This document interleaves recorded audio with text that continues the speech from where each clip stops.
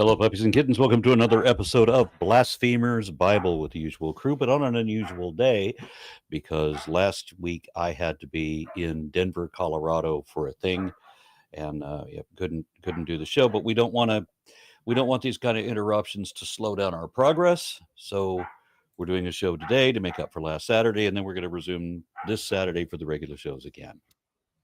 Everybody cool with that? No. Yeah, and while I was in Colorado, my host also was a Jeep guy, and he gave me a bag full of ducks, because if you have a Jeep and you have a cool Jeep, then you have ducks on your dashboard, because you give them to other people who have cool Jeeps, and these are Texas ducks because they come with the little sunglasses and cowboy hats. Oh, they're so cute. You're such a dad. These. And so when you see a cool Jeep, I will go put it on the door handle, and then they will glue it to their dashboard, because my dashboard is all full of ducks. My friend's dashboard is all full of ducks. Yeah. If you have a cool Jeep, it's full of ducks. Mm. That's the weirdest cultural thing I've ever heard. Only the best Jeeps. In all of my years of studying different cultures, that's probably the worst thing I have ever encountered. Yeah. All Jeeps get ducks. Okay. Yep. Hey, do not besmirch the good name of adorable ducks. Yeah, they're all different ducks too. Jeeps, however. I feel like the Apple engineer who worked on like autocorrect must have been a Jeep driver, because they're the only type of people who would say things like, "Oh, that's ducking cool," you know. Yes, and I saw dear autocorrect. It's not ducking. It's never ducking. It's never ever duck. All right, so First Chronicles, numero 20. Aaron, you might get Very the question first that I just put in and get that out of the way. Let me take a look at that. All right, so Satan 616 says, Aaron, any strong opinion on the Texas 10 Commandments bill? Gosh, you think maybe there might be something. Too bad there isn't. There will be a video about that upcoming. Hopefully this week. I'm working on another one right now on what MAGA Republicans are how MAGA Republicans and Trump himself are trying to undermine, overturn, or repeal 20 out of 20, or otherwise manipulate 20 out of 25 amendments in the Constitution. So that's going to be a long script, because there's just so much. Yeah, there that is. they're doing So much. It's their Gish Gallop made real. I mean, that's the whole plan. I mean, Bannon was talking about, like, if you got to throw a bunch of shit at a wall, basically, and the media can't cover it all. True. He said that explicitly. That was the plan. Mm-hmm. I will also be making a video on the 10 Commandments, in light of this bill, and I posted some updates. I put at least one update. I posted onto the Discord. I posted a copy of the original bill and the amendment they did for the actual 10 Commandments, because at first they had, that errated form that people learn in school or whatever when they're kids, though the one that doesn't mention shit like slavery.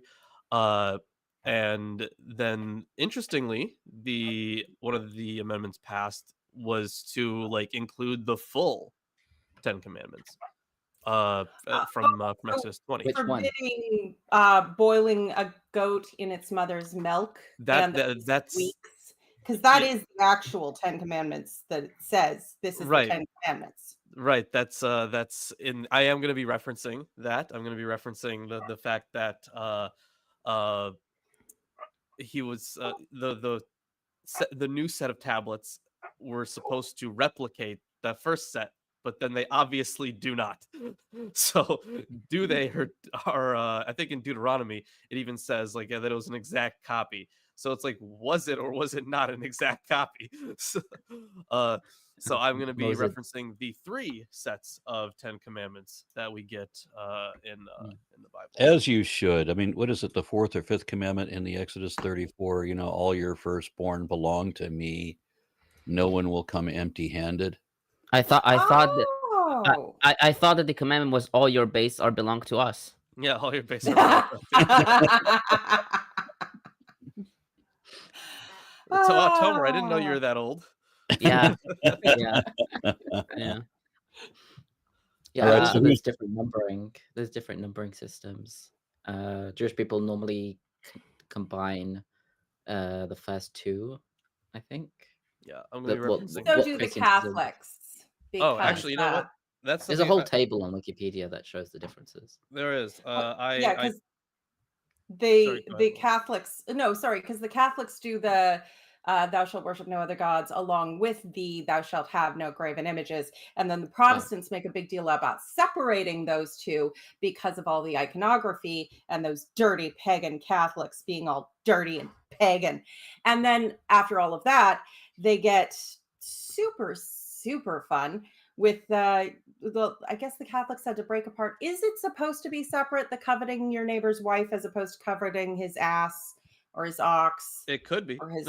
but yeah, there are other numbering systems. Yeah, as Isaac mentioned, and I just posted this is from Here, I always thought it was Lundbaum's book. coveting your neighbor's wife's ass. Hey, I have an amazing ass. I don't blame anyone for coveting it. Yeah, and once I marry her, you can covet her ass all you want. Anyways, I posted on the Discord some of the different numbering systems for the 10 Commandments, and this is from Jack Lundbaum's book on his commentary on Deuteronomy. So Yeah. I have it. I recommend it. So who is reading today? We've only got 8 verses. Yeah, before we do that, I should note that if you have noticed, my camera is in a different position. This is because I have a new computer. Yay! The previous one I used for like 16 years, since the Vista days, and I have another monitor. So that's why I'm using 3 monitors, with that one for the panel, this one for the commentaries, and this one's for the text. But Now, also, it's interesting that the shadow of your microphone hits your face exactly like a beard. yeah. Here. Oh, there we go. I have a disgusting beard now because I haven't shaved in a while. Look, But trim it right. It works like contour.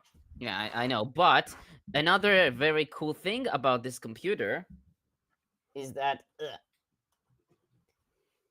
it is a firm supporter of the LGBT plus community. So yeah, my computer is gay. What, you're trying to say it's non-binary? Don't assume it's gender. What type of computer is that? that's You don't- good. That's You really don't good. have to be. You don't have to be gay to be a supporter of the LGBTQ community. Somebody gave me a button once that said "straight but not narrow." I like that one. Yeah. I liked that one a lot. Yeah. I'm sorry. Are we just gonna let Isaac's non-binary joke just gonna fly under the radar? That was really You know, fucking good. honestly, I was going to say, because I don't have much use for neopronouns. They don't specify something that's clear in the way that, something like they, them is perfectly fine. But I feel like a computer could use its own pronouns. That would make sense. That would be reason to use that. So, Lawrence, I'm afraid no one gets the non-binary joke. oh, Yeah. poor Endies. We love you Okay. guys. We have No. Berthausen offers $20. Thank you very much for that. And then Gay Nomadic coincidentally shows up just at this moment to say, do you think if teachers complied with the law by putting the commandments up, but also putting up the core tenets of other religious and beliefs might be a good response? No, actually, correct me if I'm wrong, but the last time they presented this bill, Lawrence, it was written in such a way. This is when I testified against it in Austin. It was written in such a way to specifically exclude Muslim and Satanist and other options, and to prevent there being anything else put up there besides the Ten Commandments. I don't remember if that was you might be right, because I don't remember even reading that bill specifically. I remember like hearing the news about it, but I didn't read it specifically. This one I read specifically, and it didn't seem like it excluded that other stuff. No, they But- said something along the lines of it had to be traditions that were held by the founding fathers, which specifically would exclude, Muslims and Satanists and such. Didn't the founding fathers depict Muhammad as just as important as Moses in the founding of the like every other cult does? Yeah, Muhammad is on the Supreme Court building. Yep, on the Supreme Court frieze, there's a whole bunch of lawgivers on the Supreme Court frieze. Yeah, And, lawgivers. so yeah, they have Moses, they have Muhammad, but they also have like Solon, like the Greek lawgiver. They have Draco of Athens. They have where we Maimonides get Draconian from, and Simon de Montfort. So they have a shit ton. They have a lot. I personally think that given that those figures are depicted as lawgivers, that opens a huge array of laws, clearly traditionally linked to the founding fathers, that you could apply to present. And I do encourage you to do that. Yeah. We're going to language they use. Go ahead. The language they use seems to be that they're not they're trying to push it as it's not a religious thing. It's they're trying to pretend an American cultural.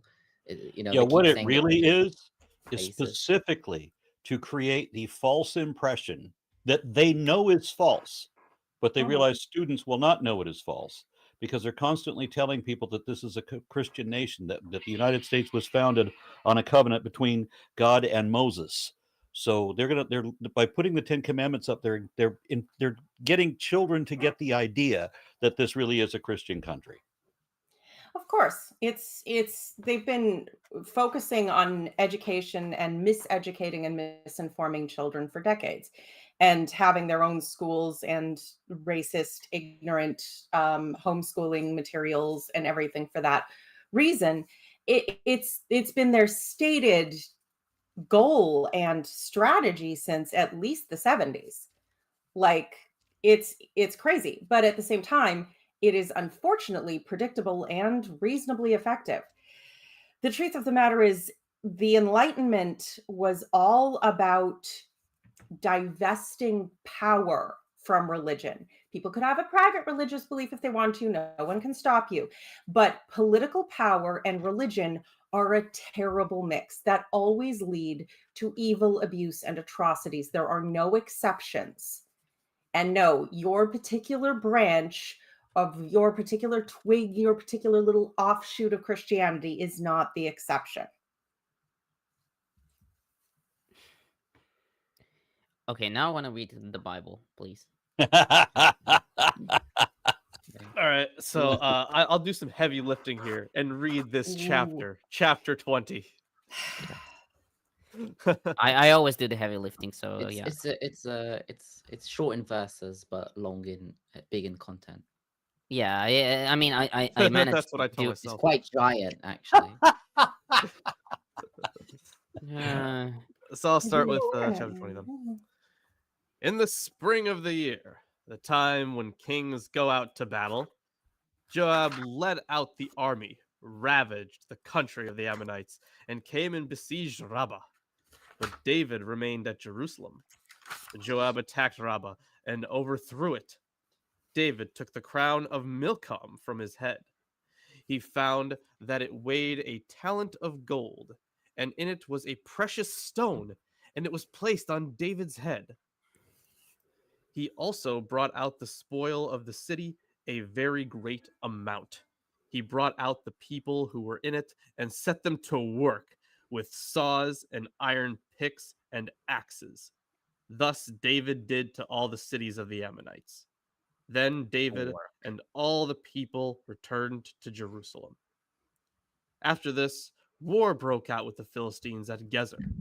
Then Sibbecai the Hushathite killed Sippai, who was one of the descendants of the giants, and the Philistines were subdued. Again, there was war with the Philistines, and Elhanan, son of Jair, killed Lahmi, the brother of Goliath the Gittite, the shaft of whose spear was like a weaver's beam. Again, there was war at Gath, where there was a man of great size who had 6 fingers on each hand and 6 toes on each foot, 24 in number. He also was descended from giants. When he taunted Israel, Jonathan, son of Shemiah, David's brother, killed him. These were descended from the giants in Gath. They fell by the hand of David and his servants. Now, I love this. I love this shit because we can compare it to all the other stuff that we've seen. And we can see that this is neither of the accounts we have seen already. Because in 2 Samuel, Elhanan kills Goliath. And this time Elhanan, he actually killed his brother. And then there was this whole tribe of people that were descended from the giants. And while there were Goliath was meant to be this big dude, right? This attribution of this of him descending from the giants. I don't remember if that was him descending from the giants part of any of the other accounts. I don't remember. I think so. He was a giant, I think he grew in height depending on when you get your script from. He ends up at 9 feet, but he doesn't start there. Let me just. By the way, there's this really cool link between the people of Rephaim, right? The Rephaim, that they were descendants of giants, and then they lived. They were Gittites, right? They lived in Gath and all that stuff. And that there's a lot of really cool stuff there. But I'm pretty sure the Rephaim actually have connections to underworld texts as well, don't they? Well, it seems to be I think it's in what's the name of that city that had loads of archaeological findings? Ugarit. Ugarit? Yeah. Ugarit. They also Rosh Hashanah, yeah. Yeah, I think they mentioned the Rephaim as a sort of more spiritual underworld beings rather than giants. Though it should be noted that in 2 Samuel 21:22, the Rapha, that's from Klein's commentary, the Rapha was a reference to the divine patron of the 4 warriors who were killed by the Israelites. And he writes that the chronicler probably thought that the warriors were all descendants of the Rephaim. So, yeah, it's I have read in some sort of fiction inspired by medieval texts and antiquated ideas of this myth of people with 6 fingers and 6 toes being these descendants of the Nephilim that occasionally would be giants and all the rest of it. And it sort of, blends this mythical element in. And while I read it in Christian sources, I'm guessing that sounds like medieval Jewish commentary, not commentary, but additional, what do you call the non-canonical bonus features? Apocryphal? Fan fiction? Well, I think the better term for it, and I'm taking this directly from Simone. Parabiblical is a really good word for it. Parabiblical. Yeah, I'm parabiblical, so that sounds fun. I think they got these characters mixed up. There's these 3 characters, and they keep saying that they're the descendants of the Rephaim and blah blah blah. I think they got it mixed up. I think there was one guy with 6 fingers on his hands, one giant, and one guy called Inigo Montoya. No, and to correct the commenter, apologies. These guys had 6 fingers on each hand. The count only had 6 fingers on his right hand. Not really sure why, but did throw off. That's a weird thing. Yeah, it's also interesting how they they split up these people, because the war at Gath, that was the one, or the battle at Gath, that was the one where Goliath was supposed to have been. I'm pretty sure. Yeah, Goliath. Right, they only mention Goliath because Elhanan killed the brother of Goliath. the Gittite rather than Goliath the Philistine, but it's So fine. the not quite so giant. Ah, yes. They're not But quite there is so opinions brave that as say Sir that- Lancelot. Did he There are personally opinions wreck that say himself at the it's Battle of Baden Hill? that's a different Goliath, but also it says here that Sibbecai the Hushasite killed Sipai, a descendant Yeah. of the Rephaim. I think that's the first time we're hearing that name, Samuel, right? it says Suf. Suf, the son, who was one of the sons of Russia. Oh, wait, hold. Is that maybe Yes. etymologically related to like Sof and like Yam Sof or something like that? I I mean, he is mentioned in Pi 11. it's the same letters. Are you referring to Sibbecai or referring to Sipai? Well, I was thinking Sipai Sipai, and Suf. That's interesting because Sibbecai is mentioned already. He's mentioned in chapter 11. Yeah, Sipai was the new one, right? Pretty sure I haven't heard that one. Yeah, so I thought in- Subutai was the traveling companion for Conan. Aaron, calm down. yeah, so in 2 Samuel, Let the man nerd. in It's the only 2 reason he likes Samuel, me, because we nerd together. in 2 yeah. Samuel 21:18, it says, and it came to pass after this that there was again a battle with the Philistines at Gov. Then Sibbecai the Hushasite slew Saph, which was of the sons of the giant, but that could just be that version. I think it actually, yeah, maybe it says Rapha, not Russia. But the sons of Rapha and the Rephaim is descendants of the Rephaim is probably the same idea. Yeah. Although, Yeah, I mean, you we could have read to it as a ask, yeah. specific giant, right? These are the sons of a specific giant called the Rapha. The Mhm. giant. I mean, it could be a title as much as a. I mean, it's people Yeah, are but it says like known Nolad by monikers. Laharafa, like born to the giant, as opposed to the other guy who's a descendant of the Rephaim. Like Mm. from the language is like from the I am descendants not of pushing out the- that baby. well, the mother the parents are, or the mother is a giant, the children aren't necessarily. We'd hope the mother is a giant, because damn. They're Your mother is so giant. How giant is she? Oh, okay. I see. She sits around the house. She sits around. Oh, My I like the satellite one where, TV is caught in her orbit. yeah, it's like she's got 7 other giants in orbit around her. Okay. Sailman offers $4.99 and says, I'm nervous of the Texas 10 Commandments thing. I live in South Carolina and I'm at university and I don't want that shoved in my face. Yeah, I think it's going to be a huge embarrassment if this, well, what isn't an embarrassment to the United States anymore? We have neither honor nor shame anymore. So we're just going to have to live with that. There's only some people can be embarrassed, it seems. Here's the good news. So they already tried pulling this in Louisiana, and I think in another state too. And it was They've done it in Texas a number of times. I testified for it twice.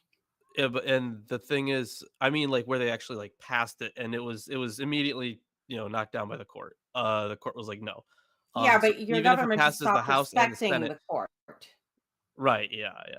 Oh, we so, got like, the big, beautiful bill now, which also allows Trump to ignore the Supreme Court for up to a year.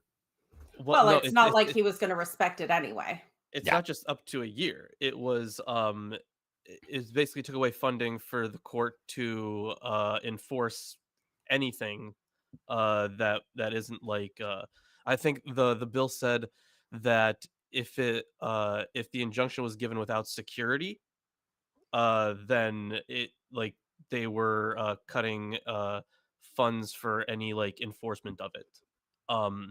So it makes it even harder to enforce court orders.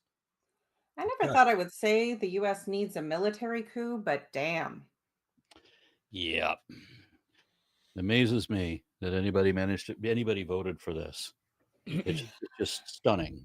I mean, I know that All this the country is personality. stupid. I know that we've celebrated being stupid for a long time. That people are actually bragging about how ignorant they are, and they have throughout my life. I mean, I learned ever since October 7th that everybody is stupid, so I'm not surprised. I'm kind of shocked it took you until then to figure it out. Honestly, Yeah. just because of how people stupid are. Yeah. I didn't expect everyone, Yeah, I No, get like- you. It's fine. The AI will think for us. They're not There's just that stupid, old they're Carlin cruel. quote, right? The one Mm. that's like, think about how Think of- dumb the average person is. Half of them I are dumber realize- than that. Yeah. I do love that one. I love everything Carlin said. But yeah, it's I understand why people become Machiavellian and just try and manipulate the system, because how can you have respect for people who are not only so stupid, but so willfully ignorant and cruel? And well, I understand better than some how these people come to be manipulated and controlled, and how difficult it is to break out of that when you've been ensnared in it, when you're particularly vulnerable, because it's very coercive, it's very manipulative, and it's absolutely takes advantage in every way imaginable. But at the same time, god damn it, like seriously. So yeah, I have no faith in humanity as a whole. I have faith in individuals who have shown me I have a reason to. And that's all you get. You pay up front for my trust from now on. I did want to Um, mention sorry. that in the verse where it mentions that David took the golden crown, Lawrence has translated it as from Milcom. Yeah, The yeah. I'm Hebrew says guessing it's just Malcolm. like just the hold on, Mem Lamed was it Yeah. Kaf? Mem Lamed Kaf Mem. Okay, yeah. It is Mem Lamed, but it is pointed, at least in the Masoretic text, as Malcolm, which could be Malcolm. which could Malcolm, which could be translated as their king. Yeah. But it could be a reference to Milcom, which is just I- another name for which is, I think the Bible calls Molech and Milcom the same I person. think Yeah. that Septuagint has Milcom, if I remember correctly. Okay. Yeah. makes sense. It's probably what it's supposed to be. Yeah, referring the to, maybe. Yeah, it is Septuagint in the has Milcom. Vulgate. It's Oh, in the the Vulgate. Vulgate. as well. And yeah. And I did want to remind people that like a talent of gold, I think in the biblical contents, is something like 50 kilos. Okay, more than ow. that. Why would you want a crown that's going to give you a fucking migraine? Yeah, so I mean, Pseudo Rashi has a little thing that I think comes from the Talmud, and it says the sages in the Talmud explain that there was a magnet in it. I heard in Narbonne that it is a prevalent custom in the land of Ishmael to suspend the king's crown over his head as he sits below it. So like a sort of Damocles kind of a situation? Because everyone knows magnets can pick up gold. Yeah. I'm thinking that sake. they were doing like some sort of like levitation situation Yeah, where yeah, they yeah. have the crown with the magnet in it, and then he would have a magnet on his head repelling it. Oh. No, I think it's supposed to, I don't know. I think it's supposed to be like the crown is above the throne, like suspended, and then the king just sits below it with his head like, Oh, know. okay. I don't know if that was a thing that people did at any point, although I've never heard that. Okay. Yeah, I've never heard that. Closest thing I've heard is the sword of Damocles, so Now you've got that song stuck in my head. sorry. Okay, so I think I should start on the commentary. So on verse 1, this verse is sorry. Sorry, just a second. Yes. You know the so in England with the royal family, they have they own stuff, but some stuff belongs to the crown. So the crown jewels that belong to the crown, they have to like borrow one of them for the actual coronation, and that crown is like it's like the queen was like or the whoever's worn it is like, you don't want to wear this for longer than like a long time, and it's only like 1 kilo.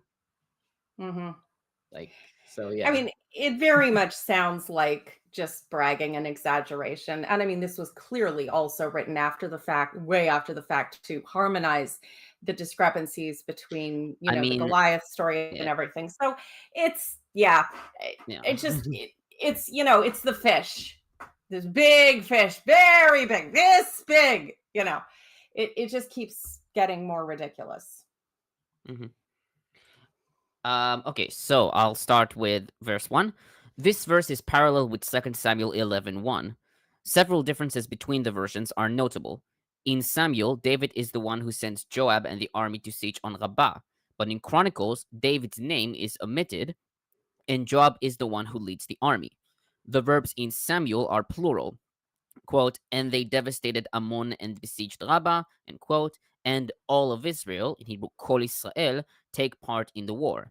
But in Chronicles, the subject is Joab, with the verbs being singular, and the army force, in Hebrew, Chel HaTzava, participate in the battle.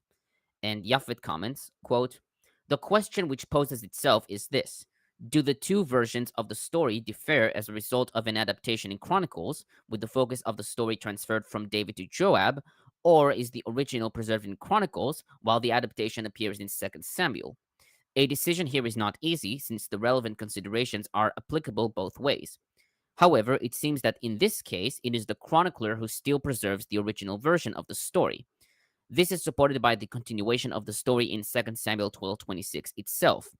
Now Joab fought and took and sent and said, I have fought, etc. Here too, the siege of Rabbah is attributed to Joab and not to all Israel. And Joab's words to David, gathered the rest of the people in 2 Samuel 12:28, would be meaningless if all Israel had already been mustered to battle with Joab himself at the inception of the war. Another consideration concerns the relationship between this adaptation and the well-attested tendencies of the chronicler. It has been repeatedly demonstrated that the chronicler tends to broaden the scope of the events he describes and to redact his sources in this mood, ascribing an increasingly important role to all Israel. It is therefore rather unlikely that he would, with no apparent reason, rework a story in the opposite direction.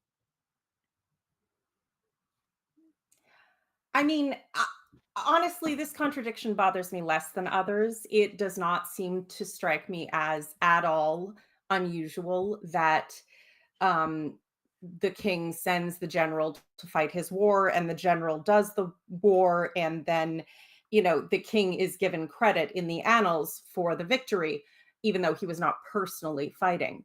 Although, obviously, in a warlord situation, you can't have too much of that or you'll be replaced.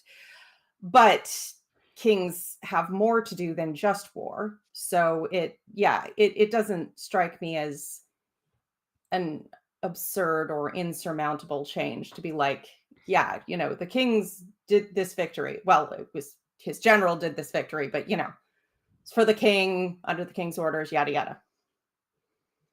In the king's name, whatever. Okay, on verses 2 and 3, these verses are parallel with 2 Samuel 12:30 and 31. The chronicler omits the story of David and Bathsheba, 2 Samuel 11:2 through 12:25, probably because of the extremely negative portrayal of David in the story. Klein writes that the omission creates, quote, an awkward situation, since while David is present in Jerusalem in verse 1, in subsequent verses he is on the battlefield, end quote. He suggests that the awkwardness led to the reintroduction of parts of 2 Samuel 12:27 through 29 as two divergent harmonistic additions in minor Septuagint manuscripts. Instead of their king, in Hebrew Malkam, most commentators read Milkom, the Ammonite deity, a reading reflected in the Septuagint, which reads Molkol and Vulgate. Dirksen notes the main reasons for this conjecture. 1, the suffix there does not have an antecedent, and 2, the crown is approximately 36 kilograms and thus too heavy for a human being. Yeah. Oh, is this part of their giants? They're all giants. Look at their giant crown that we got from them because we're so badass thing. Isn't that like Noah's time? Like, I mean, yeah, but if you're gonna Well, pump yeah. up your king, hype him up. Well, I mean, there are references to like the Canaanites having giants as well. I mean, I think there was someone on the line who tried arguing that all of the Canaanites were giants, and that's why it was okay to kill them because they were all, what do they call them? Nephilim. Nephilim. That's how they say it. Yeah. Like, Yeah, well, if Uh, someone is a different race of human, we just have to kill them all. It's what God wants. they're evil. They're descended from angels, which are fallen, so that they're evil. And yeah, and yeah, but I think maybe if it was a reference to like Milcom, then maybe it wasn't like a crown for a king. Maybe it was a crown for an idol, and which had a big. That's head, possible. Yeah. Yeah, I mean, I think that's the point, right? And were these the people that came down to mate with the human women? The Nephilim. Yeah, that's the callback to Noah's Day. Yeah. I the read Bible's a bit somewhere. vague. I read somewhere that this was possibly a reference to Babylonian high society, or a what is the equivalent word? I can't remember the upper echelon. They weren't actually giants. Lawrence, what do you say? Like the elite? Do you mean? Yeah, elite. Yeah. So I'm not sure about this specific reference, but the stuff about the the sons of the God, the, the sons giants of the and gods, the different generations. I guess I haven't seen that. I guess it's possible. But I don't know why I asked we Lawrence, have because we're talking about Hebrew right now, not Greek. well, we have different traditions even for that. Like the Bible gives one tradition for like who gave birth to who, like the but then first Enoch gives a different tradition, gives a different genealogy for like which one came first, the giants or the Nephilim. So it just gives a different An order for interesting that. chicken and egg situation. Yeah, the Bible itself is a bit vague. You've got like the story about the sons of God came down and saw the women, the daughters of men or whatever were good, and then it says from them came the Nephilim.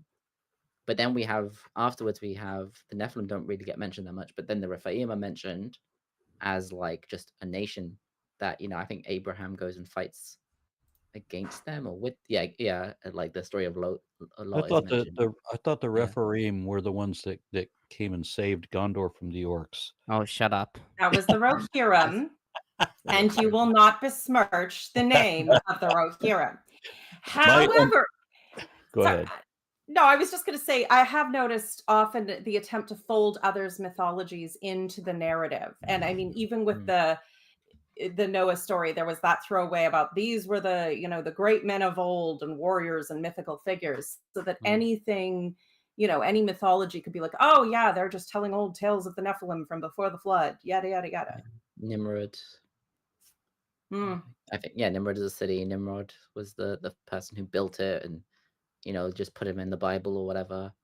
Put Balaam in the Bible, put the Rephaim, which definitely is something that exists in other Near East cultures. I know a Nimrod who calls himself Nephilim free. Oh no. And when it comes to size, Arn, he has the biggest headphones on YouTube ever. Yeah, did you see where he was on camera and he had his headphones on, but then he gets up and we can see that he's in his underwear? Yeah. Oh no, I don't want to see this. So it is obnoxious enough. My unfinished Chemi NG journey, I don't know what that is, offers $2.22 and says, "Hail Aaron and Co. and hyperbolically large crowns." And then my unfinished kerning sock says, "Don't put on a 70-pound crown. Like and share the stream instead." And then David Anderson says, "What do you think of the 10-year-old ban on AI regulation included in the big, beautiful bill?" Not even aware of that one. 10-year ban on AI where? Regulation. They don't want to be regulated. This is the problem with America. and American capitalism. They don't want to be controlled in any way, because that would mean that they couldn't just throw people in the mill indiscriminately for maximum profit. So, I mean, it's They can't another use death knell to intellectual property rights, and a reason why no one outside of the US should respect US copyright if they pull that shit. right. If the US government can't use AI, how are they going to make the Doge logo or whatever? I mean, I'm sure artificial intelligence, whatever its rating is more intelligent than anyone actually at Doge. But Okay. If they're going on to verse- use AI to write Trump scripts, he may actually have entire sentences while he's talking. oh, don't worry, he can't read that much. He'll just blather on anyway. They're already relying on artificial ignorance. True. I don't think it's carefully curated ignorance. Okay, on verse 3. According to 2 Samuel 12:31, David set the people to work vayasem, i.e., forced labor. But in Chronicles, the verb is vayasal, derived from the root sin vav resh, which means to cut or hack, thus referring to David hacking the people with sharp tools, as we see in early translations and modern commentators. Some scholars, like Kittel, Ehrlich, and Rudolph, suggested amending the text to fit 2 Samuel. Dirksen writes that it is improbable that the chronicler ascribed, quote, an incomprehensible act of barbarism, end quote, to David. And Selman writes that the generally merciful treatment of prisoners of war in the ancient Near East support this interpretation. However, most modern scholars take vayasal to be the earlier reading based on the textual evidence. So the Chronicle is got the older Yeah. reading, which is like hack them to death with with iron saws and whatever, and then Samuel is like, that doesn't sound right. It probably meant set them to work with those iron tools. Yeah. Yeah. Well, but still to destroy the city that you took over, because if you were just being greedy, you would keep the city. But no, we have to break everything beautiful, burn everything. I mean, it could also be that it could have been a change that someone made, not because they thought the original was barbaric, but because the Ammonites were still around or something like that, and you had to explain why they were still around or something. Yeah, I could believe that. Just want to check something real quick. And never mind. Okay, so on verses 4 through 8, these verses are parallel with 2 Samuel 21, 18 through 22.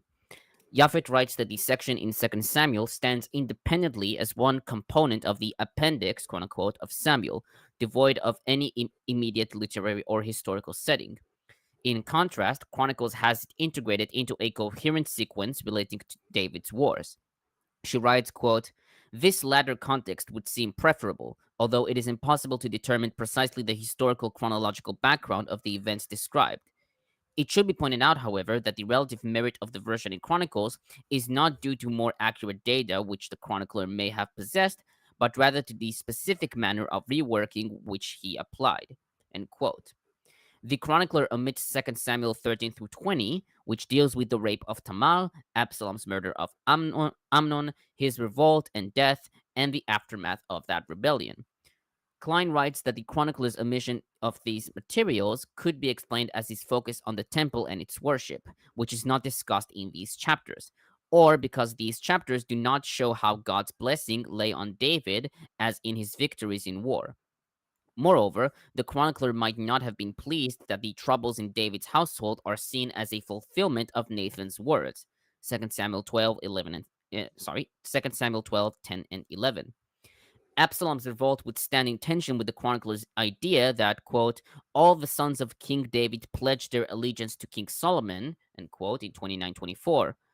The account of the Saulites' execution in 2 Samuel 21, 1 through 14 makes sense given how David's role in handing the Saulites over the Gibeonites who impaled them, quote, is hardly his finest ethical hour, end quote, and that in 10:6 it is said that Saul died with his whole household together. and thus there is no point in including this account about the fate of Saul's survivors.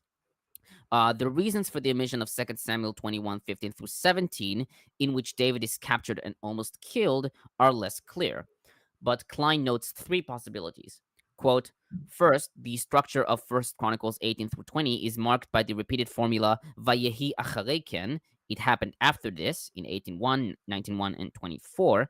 And the third and last use of the formula begins the second anecdote in 2 Samuel 21:15 through 25 at verse 18, which is the first anecdote in Chronicles.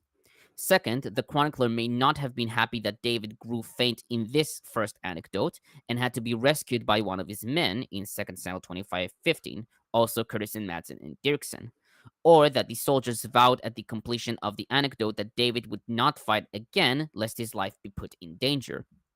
Third, Rudolph notes that haplography through homo ioacton is not completely impossible, especially if the chronicler had inserted Vayehi acharei ken, it happened after this, at the beginning of the first anecdote taken over from 2 Samuel 21:15 through 17. The first two reasons, however, are sufficient grounds for me to believe that the chronicler intentionally omitted an equivalent for 2 Samuel 21:15 through 17. Yeah, I think they just skip stuff because Yeah. it's not that important. It makes David look bad, or Yeah. yeah. Sorry. Well, and what you brought up about the fulfillment of Nathan's words, which were the judgment for his rape of Bathsheba and his murder of his brother in arms, Uriah the Hittite. And so none of that looks good either for David or for the idea of David's house being blessed. And at some point, the cult of Yahweh really bound itself up in the whole, the line of David is the line of the true kings, and the true king must return. Very, the descendant of Isildur, David, must take the throne again. But it turns out, as it happens, that is not actually a good thing in this instance. They are not inherently noble. They're actually a pretty shitty family, and descendants of that are not necessarily inherently better. And also, the blessings of God do not uniquely rest upon them. Kings have been overthrown, nations have been destroyed, and everyone genocided for less than the shit that David and his kids got up to. So it really does throw a wrench in that narrative. On verse 4, about Gezer, 2 Samuel 21:18 reads Gob, which is not mentioned elsewhere outside of 2 Samuel, and its location is unclear. Japhet writes that geographically and orthographically speaking, Gezer is a plausible replacement for Gob. According to 1 Kings 9:16, Gezer was at the time a Canaanite city. She writes that this may be another case of the chronicler replacing an unknown name with a more common one with some orthographic similarity, though Pseudo-Kara argues that Gezer was Philistine until Pharaoh conquered it. Peshitta reads Gaza, Vaticanus of 2 Samuel 21:18 reads Gath, and 1Q Samuel reads of mighty men, in Hebrew Elim. The odd one out. Yeah. On that same verse, and the Philistines were subjugated. Hebrew Bible reads, and they surrendered, Hebrew vayikanu. This word is not found in Samuel. Knoppers notes that the verb to humble, in Hebrew chaf nun ein, is typical in Chronicles, as was in 17:10, 18:1, 2 Chronicles 7:14, etc., and is used here as a generalizing summary, following the description of the context between Sibbecai and Sippai, to comment on the fate of the Philistines. Thus, quote, the chronicler reinforces the point made in 18:1, narrating another conflict against the Philistines. David humbled them, quote unquote, kana in the hefil. Both notices point to the fulfillment of one of Nathan's promises, namely that Yahweh would humble, kana, all of David's enemies, 17:10. And finally, on verse 5, Elchanan, son of Yair, killed Lachmi, the brother of Goliath the Gittite. 2 Samuel 21:19 reads, Elchanan, son of Ya'arei Orgim, the Bethlehemite, killed Goliath the Gittite. As noted in the commentary on 2 Samuel 21, this reading is in contradiction with 1 Samuel 17, which has David killing Goliath. The traditional interpretation found in Ruth Rabbah 2:2, Targum, Rashi, and Kara on 2 Samuel 21 is that Elchanan and David are the same person, with some scholars like A.M. Honeyman and J.J. Stam proposing that Elchanan was David's personal name and David was his throne name, or that one name was a corruption of the other, according to R. Wise. However, Pseudo-Rashi, Pseudo-Kara, and Kimchi suggest that Elchanan was one of David's mighty men, in Hebrew Giborim, who helped David with killing Goliath. Modern scholars understand the chronicler's comment in exegetical terms, not text critical. For example, Knoppers writes that the chronicler attempts to reconcile two different claims found in Samuel.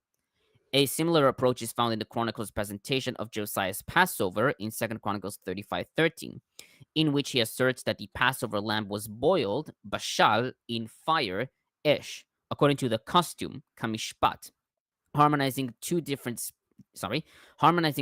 pieces of Pentateuchal legislation regulating the preparation of the Paschal offering, roasting in Exodus 12:9 or boiling in Deuteronomy 16:7. Oh yeah, I missed that one. There's so many inconsistencies in the Bible. It's hard to keep track of them all.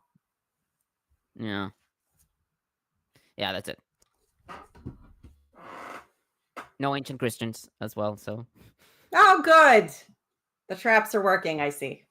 Okay, so we've got Herman Hinterhauser, who offers €5.69. And says, just some money for the nicest blasphemers in the world. Thank you very much for that. And then Satan616 says, an idea Kip Davis has is that Solomon is the son of Bathsheba's husband as a replacement for him instead of the dead child of David, which could not have existed at all. Interesting. Yeah. Maybe it'd be nice if he joined in these things more. Yeah. It would. Yeah. Maybe we should all go complain about it. Maybe he should get his butt over here. Yeah. Okay, so am I jumping on to 21 then? Yes. Yeah. This is quite a long one, but it's also, oh boy, is it fun. Yeah. Yes. The very first verse. Oh, it's so good. Yeah. Yes. Let's just talk about the very first verse for a moment. I have a commentary on that one. Satan stood up against Israel and incited David to count the people of Israel. I'm a little confused as to how Satan stood up. Now, if we were reading this in the Hebrew Bible, then we would have already read the book of Job, in which the omniscient God didn't know where Satan came from. And so he asked Satan, where'd you come from? And Satan says, I have been walking around the earth, going to and fro and walking up and down it. How is Satan standing up here and walking here? And then in Zechariah 3, Satan is depicted as standing at the right hand of Joshua. And in Revelations, I think it's 9, Satan is depicted as standing on the beach. Do we see a theme here? He stands up or stood up, and he's standing, and he's walking. And all of this seems impossible for someone who was cursed to crawl on his belly for all the rest of his days. Sure. I see what you're getting at. Yeah. Few things. So the word Satan just means adversary. I do have a video on my channel that it's called Satan is not God's enemy. So I talk about like the historical idea of the Satan and how like initially like the figure is not identified with the devil at all. That like essentially he's God's prosecutor, you could call him. He's the one who calls people to trial, because if God's the judge, there should be a prosecutor as well, and that would be the Satan. Here it's correct me if I'm wrong, but this is not used with the article. No, it says no hot. Satan. Yeah. So here I think that it likely is referring to like an adversary group, like another either like invading like military force or another army or something, like just as an enemy, not as like the Satan that we all imagine. But if you compare But this to Or embody. it says he case may incited be. David to Right, count yeah. the people. Yeah, I So mean, but it would the have caused singular, him to count the people. Yeah. yeah, the Uh, single. You suggest that the singular refers to the collective, right? Yeah, yeah. I- So that would, like, you know, in terms of like the incitement would come from uh the I guess the what he would view as the need to count the people when he has an enemy up against him. But if we compare this to the other census that David takes, which, you know, obviously was not great for David. He wasn't supposed to do that. Mhm. I thought this was The just a retelling of that one. Well, it is, but the first one didn't have Satan in it. It didn't have. It didn't have the devil made me do it, because this very much has the feeling of the devil made me do it. It does if we read it with modern eyes. Yeah, I mean, So- isn't the story in Samuel where it says that God incited him? Well, the thing is, God was mad about it, right? Yeah. So I forget Or the God exact. sent a evil spirit to him or something like that. Maybe that's a different part. Oh, in But, 2 Samuel 40, sorry, in 2 Samuel 24:1. Oh yeah, you're right. It was the Lord incites David. Yeah. Yeah. I With mean, an so- evil I mean- spirit specifically, which is very devil Sure, that made me makes do it sense. vibe. yeah, Right. yeah. So the traditional Jewish, interpretation of, and Satan arose against Israel and incited David. So like fight a mode and he stood up, or stood, or rose up. Yeah. So they normally see it as a spirit, right? Almost like something from within rather than necessarily something that. Well, I and think, Yeah. I think this view is Kimchi supports this, though I've seen others that say that it's literally Satan, I think in Tagum, for instance, or that Right, it would be it's his job to send the spirit, or to be I the mean, spirit. Yeah. Yeah, Yeah. at this time, I've got to read Mighty Chicken's comment. Says, my Jerusalem Bible says rose against. I find it fascinating, the editing to make the story attempt to make sense for Catholics. I love it. But it is fair to say that we do use language about motion to say, like, I'm taking a stand against Christianity. I'm still sitting. You know, we can use language like that in that way. But Yeah, I mean, I mean, the reading rose against. I don't think it's problematic. I mean, the Hebrew it's vayamod it makes a lot al. of sense. Yeah, which means Yeah. to stand up upon or stand. Yeah, But like you see that in other verses, like Judges 6:31 and Ezra 10:15, vayamod al Israel, referring to standing against Israel. So it's not. I don't think it's really an issue. Yeah. So the verb, well, it's not really a verb; it's more of a conjunction. Al, you could normally it means on, but when you would normally, like, Hebrew kind of does this thing where like these conjunctions can mean different things depending on the verb you're using. So, to stand on someone means to stand. It is normally understood as stand against them. okay, Opposed to them. different turn of phrase. Yeah, a lot Fair of enough. languages. It do doesn't mean that. stand on top of them. It means stand. That's what my opposite son was them. doing whenever we played Halo together. He would Nice. literally You were getting. Now that's called teabagging. then I think- unapologetically, Chrissy says, wait, Lawrence has a channel? Next, you're going to tell me he has a Discord too. Nice. I also posted a video recently about how the Bible got chapters and verses, which I thought was interesting. There's I pull up a lot of manuscripts. So out of his ass. Yeah, right out of my ass. Yeah, definitely didn't cite them all. So I would say that we can also compare this to the way Satan pops up. Again, not as a character per se in what was in Numbers, was it With Balaam. yeah Numbers 22 through 24. I forget which chapter exactly, but there was certainly a reference in there. Yeah, I think it even says the like the adversary. angel as a Satan sort of thing. Language. Yeah, is used, yeah. Yeah. Something like that. So interesting about this. verse or chapter is from the Jewish perspective or the older version, Satan arose against Israel, it's a spirit or it's a messenger of God. That works fine with Samuel that says that God incited David to count them. But from a Christian perspective, where Satan is God's enemy, how does this make sense? They're two opposites.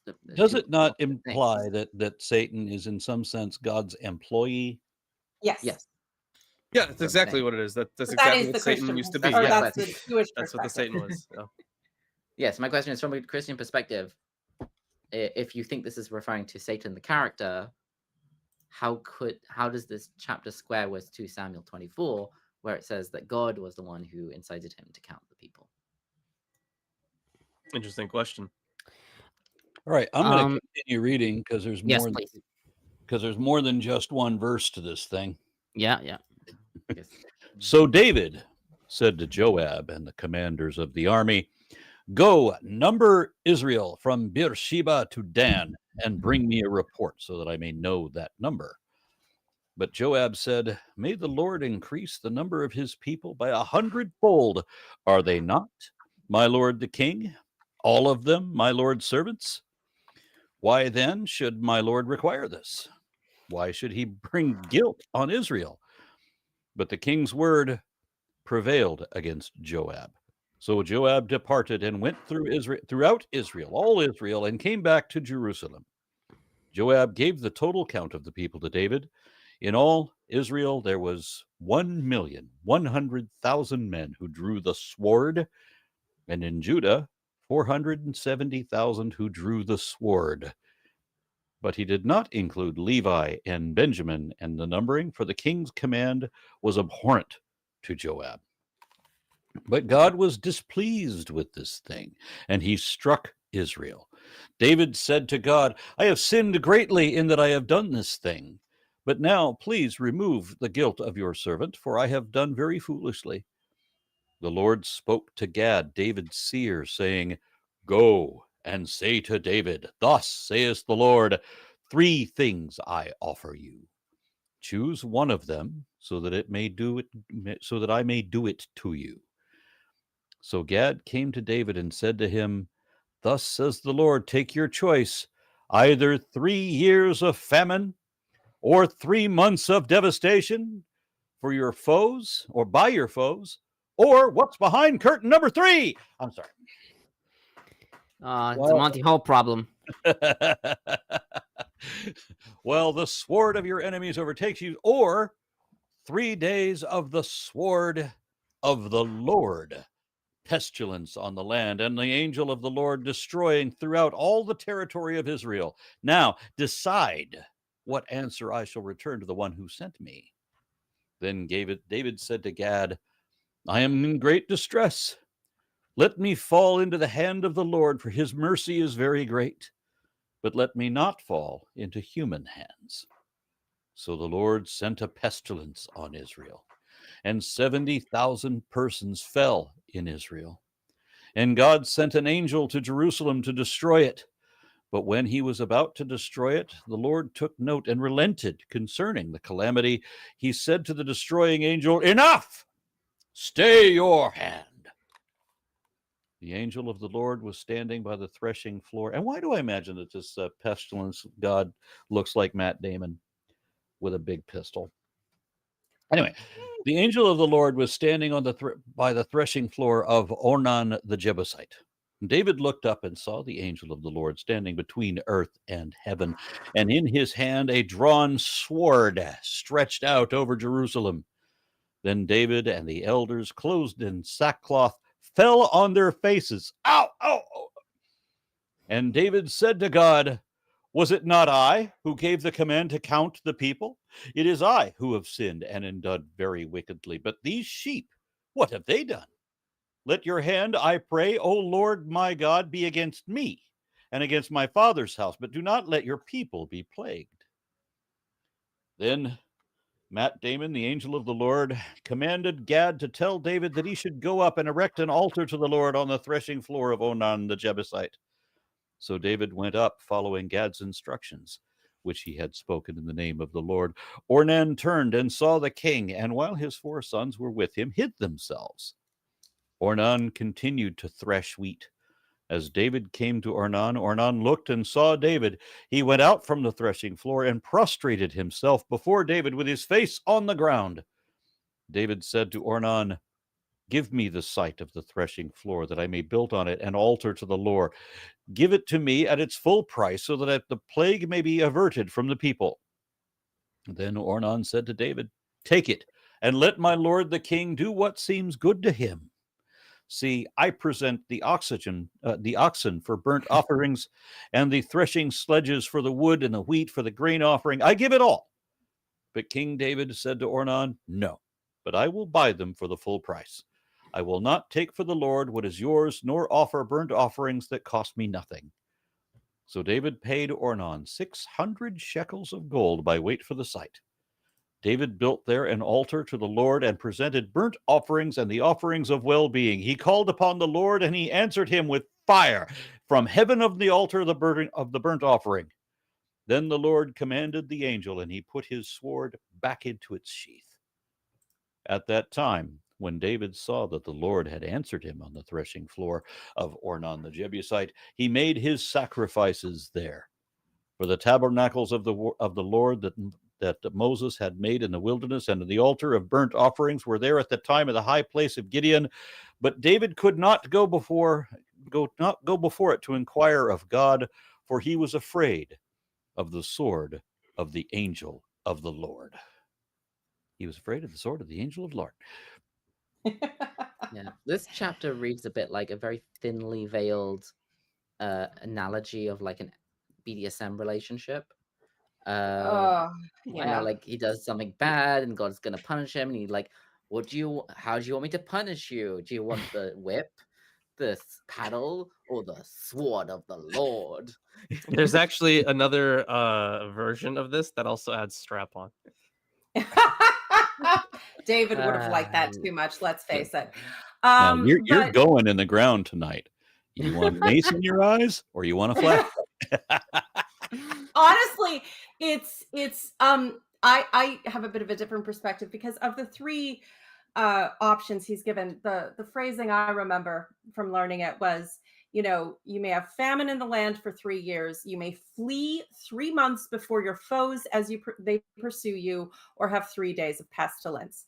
And David says, let me fall into the hand of the Lord, for his mercy is great, but let me not fall into the hand of my foes, which means he says, do whatever you want to the people, but don't let me personally be in danger. And may I just say, fuck you, David.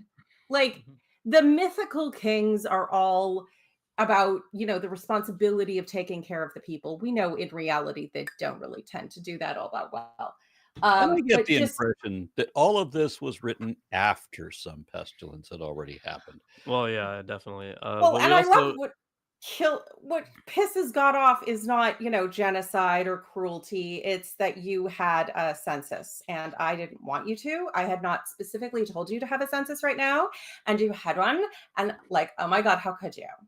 It's very much like, I think it's supposed to be like an evil eye sort of superstition of, by counting your People, somehow, yeah. like you're saying, look how much I have, and therefore you're attracting the evil eye by. And when we went over when we went Yeah. over the law, I brought this up, and you mentioned that there was a superstition about actually counting people, and that's why everyone would give a coin, and then you count the coins, or you count the legs and divide them by 2. But yeah, it's still like, what the fuck, dude? God's priorities are fucked. Yeah. Kent M says, maybe an obvious question, but in one of Aaron's videos on the origins of Satan, why the ancient Israelites criticized so heavily the Babylonian religions and I believe astronomy. What I was referring to there was where Isaiah was making fun of the tale of Hillel ben Shahar, which is just another translation of of the son of the dawn. How art thou, Lucifer, son of the dawn? You've fallen from heaven. That's talking about how Venus is the brightest star in the sky, other than the moon, of course, and that it's low in the sky. And when the sun god, rises, Venus disappears. That's what that's talking about. And then it was weirdly translated into a rebellion where the sun tries to rise against his father, the dawn, because Shahar and Shalim were twin brothers, the dawn and the dusk, but they weren't guys named dawn and dusk. They were literal dawn and dusk. They're just anthropomorphized. So everybody puts so much symbolism into it that they then start adding realism to it and thinking it was already there. I mean, yeah, I the think there are the whole traditions. Lucifer thing, obviously, that's like a way later interpretation. Is from the Vulgate. But the thing is, like, in the context of the narrative in Isaiah, it's basically talking about a king who got too big for his britches. He tried to basically become God, and then fell. Right, like he got fucked over. He couldn't handle it. Although the actual text itself might come from a tradition where they describe a chaos comp, or like a like this kind of I guess you could have it be like this this battle uh over or this battle during like a very chaotic period in Earth's history. So like referring to like pre Earth conditions. So there is like a lot of cosmology involved there. But there's a book, I forget who it's from. I'm gonna have to look it up. But the author finds two separate traditions in the Bible of like this battle against chaos, that like one creative, one not creative, as in like one would One create, one would create the destroy. universe, and the other one was not. It was just a battle. So I'm gonna have to look up the name of the book and the author, but it essentially says that the poem itself stems from an ancient tradition. Of course, still not about Lucifer or any devil, right? But it stemmed from like an ancient uh or like an ancient tradition about this kind of battle that was later used by the author of Isaiah to criticize the Babylonian king. None of it has to do with Lucifer. But I am Flavors of Tiamat, though. a little bit, yeah. So A little hold on, bit. give I Like, mean, me- it and probably give me a was- not, second, I'll look- you know, look it up. adjacent. I mean, ancient astronomers probably would have seen the whole, Venus in the morning, Venus in the evening, as having meaning and being Mhm. almost like two different gods, even though it's the same planet. Or one god with two names or something like that. So, Lucifer or Morning Star. It could Unhinged have a serpent. meanings.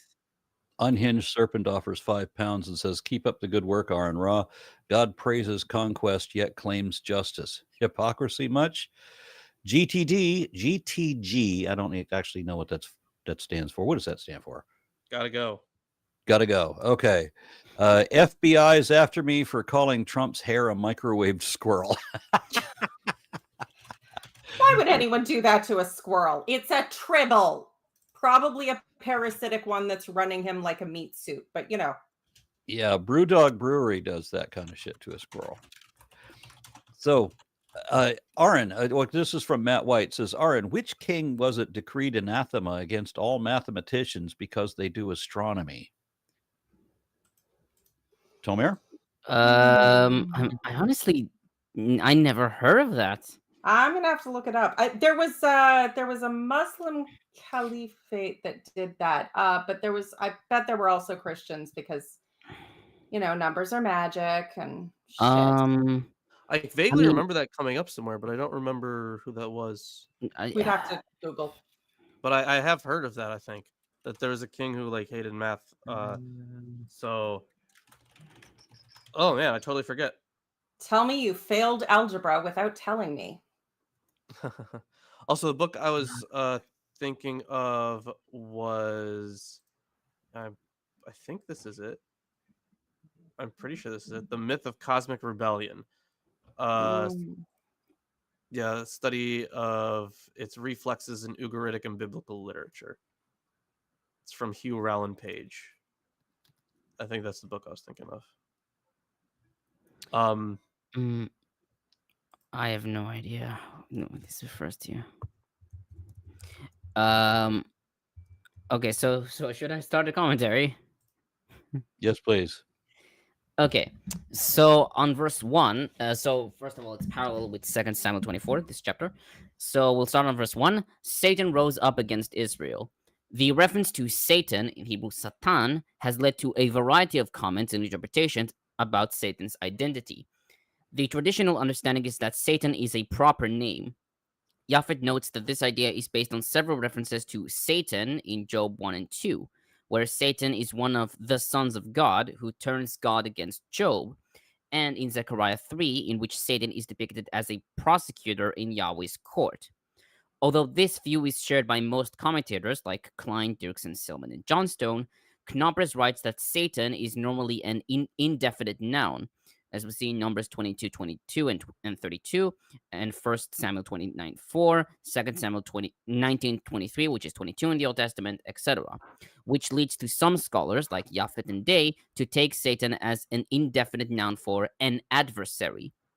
Japhet also writes that the adversary is a human adversary, a view shared by PSGD, since in verse 1, Satan doesn't appear in the divine realm, and his incitement is against David, rather than against God.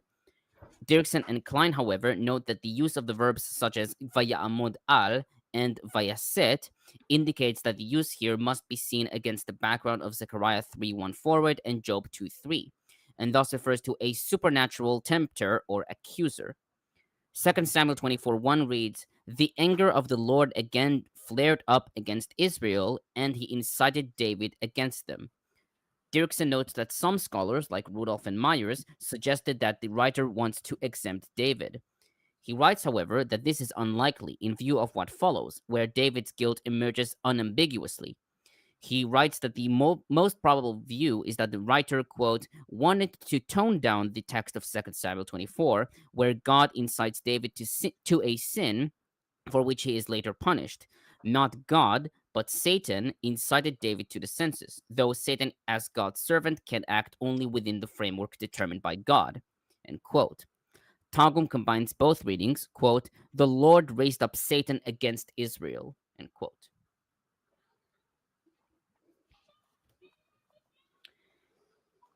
Now, on verse 2, David said to Joab, so just to be clear, I usually try to do the commentaries for Chronicles at least 5 pages, at the 5 pages limit. This one is 8 pages, so I So I apologize. just want to be clear about something. That the Lord raised up Satan against Mhm. Israel. That's Yeah. the Targum reading. Okay. No. Which means that he came up from God. So, okay. Now Right, in verse 2, it's trying to say that the subject of the first verb of the sentence isn't saying "and he arose Satan." It's saying "and he rose up Satan." And who is Yeah, he? yeah. God. Yeah. Now on verse 2, David said to Joab. 2 Samuel 24:2 reads, "The king said to Joab." This change is repeated in verse 5 as parallel to 2 Samuel 24:9 and verse 21, which is 2 Samuel 24:20. And this is the usual writing in the parts of the book that are not parallel to Samuel. A similar approach is found in 1 Chronicles 17, parallel to 2 Samuel 7. Japhet writes that the stylistic change occurred in Samuel and not Chronicles, with David being the original reading that the chronicler used, whilst in different parts of Samuel, the name was replaced with the king or expanded to David the king.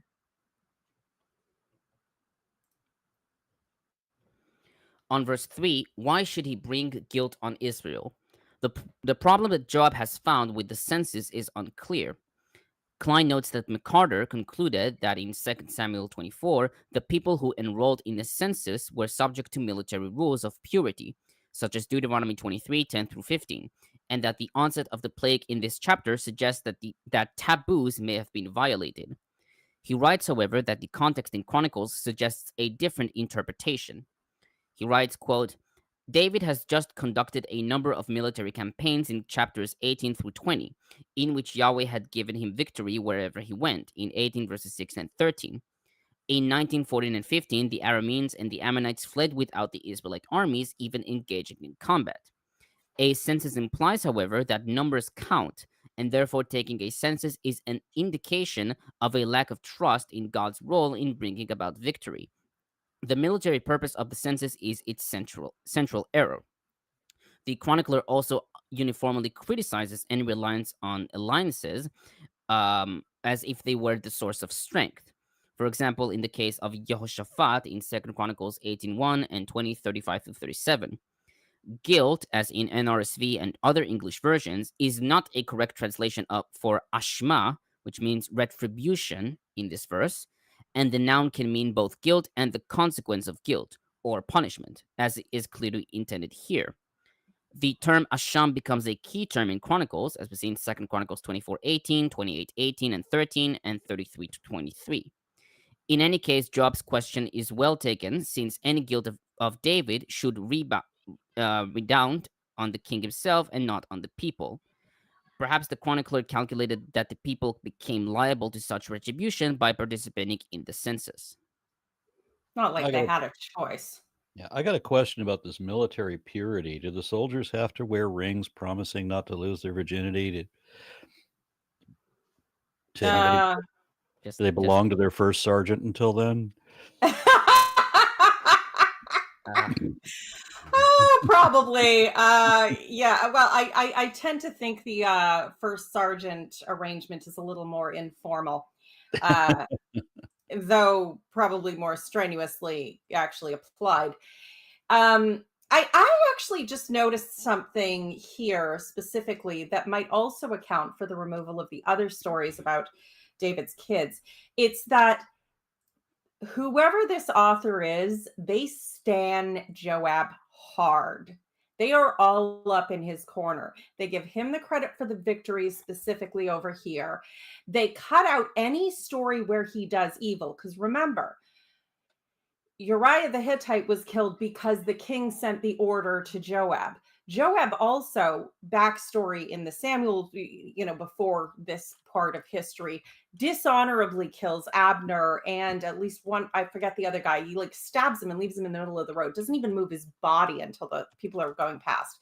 In the rebellions, he kills Absalom against David's explicit order and mocks David for his grief. And then when time comes for the next king to come in, he takes the side of the wrong son and is ultimately executed by Solomon for that, although, under the auspices of whatever new thing he did. It's a hard hit piece, and I'm wondering if the author here has a connection to Joab, because in the original, Joab doesn't even blink. Like in the original, the previous one in Samuel, when they do this census, Joab doesn't even blink. He's like, go number the people. Okay, fucks off and numbers the people. Here he's like, no, you'll upset the Lord. I am cautioning you. I am the king. You have to do it anyway. Fine, but I'm disgusted. This is a major character rewrite for him.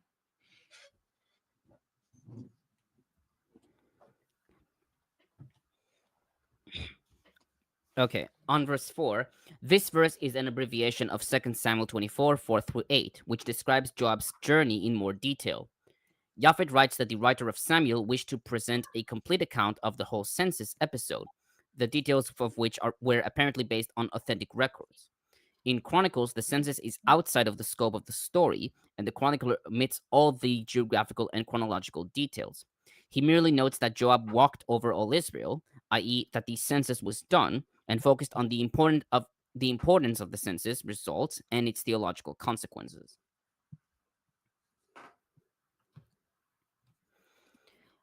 On verse 5, in all Israel there were 1,100,000 men who could handle a sword, including 470,000 in Judah.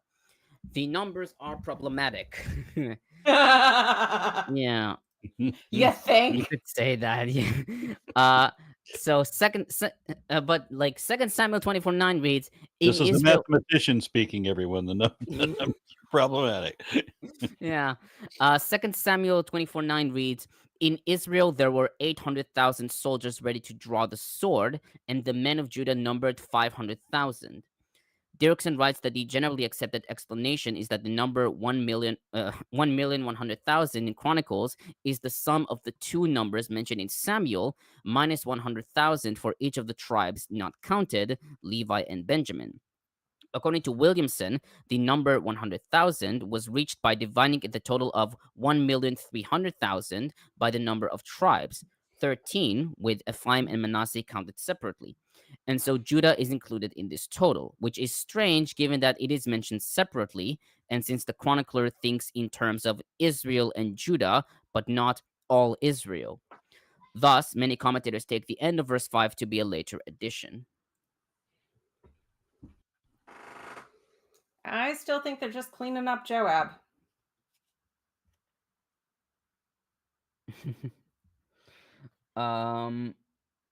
Yeah.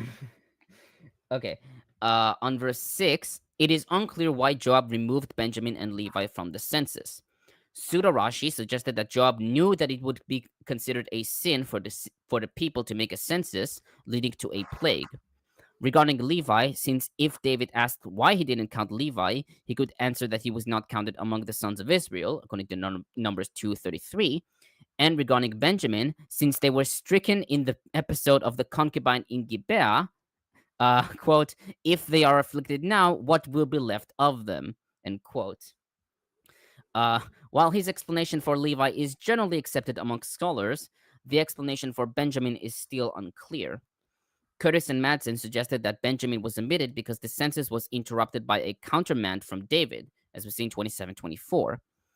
Knoppers suggested that Benjamin may have been omitted because the holy side of Jerusalem was considered to lie within its borders. Japhet suggested that Joab left both Levi and Benjamin out because of their connections as priests and geographically, respectively, with Jerusalem. Klein writes that it was because the tabernacle was located at Gibeon, as we see in 1639 and 2 Chronicles 1:3, in Benjaminite territory, that the chronicler had Joab exclude this tribe from the census. Would it not have anything to do with Saul? I mean, Saul was from the tribe of Benjamin, and I don't know, potential loyalty issues with the previous king. I mean, it could be. There's definitely an argument to be made that because like okay, so yeah, like we were just talking about how like Benjamin was not numbered during this, right? I forget what fucking book this was that I read this in, but there was an argument that Saul okay, what was it? Fuck. Okay, you know what? No, I'm forgetting. There's like some I'm remembering something, but I can't fully recall it. And I can't exactly. Saul, what about Saul though? It'll come. It might come back. I feel like I brought this up when we were covering Saul and David Could have. in Kings. Okay, I'll try to remember, but it's there was definitely something to be said about one being a like at least the way that they're written, one being like a response to the other. Oh, God damn, I do not remember. When we were reading the Saul has slain his thousands and David his tens of thousands, where you kind of have to. Well, that pops up a few times, right? But I am recalling a very specific paper that I can't actually recall fully. So, damn it. Whatever. Maybe I'll remember it. Just trying to check real quick. Okay. I couldn't really find anything regarding Saul with the connection with Benjamin. No, maybe I don't know. Just an observation. Yeah, it could be. I mean, but I couldn't really find it among commentators, so maybe there is another point to that. Okay, so on verse 7 and 8, Japhet notes that in 2 Samuel 24:10, David's heart smote him, quote unquote, immediately after the census. He repents and turns to God for forgiveness, but his remorse goes unheeded.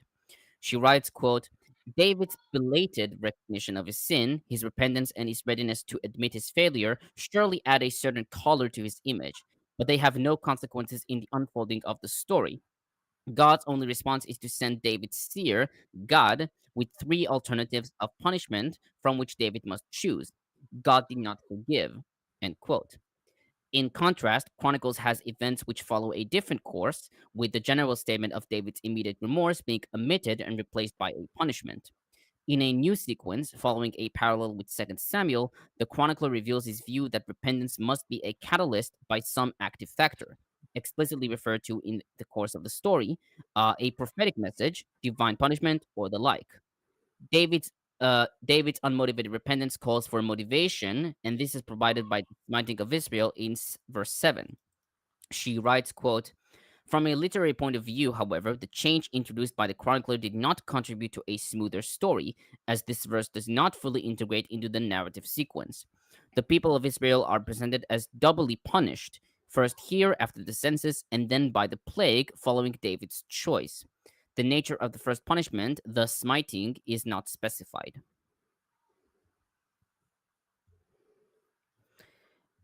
On verse 9, Gad, David's seer. In Hebrew, Gad Choseh.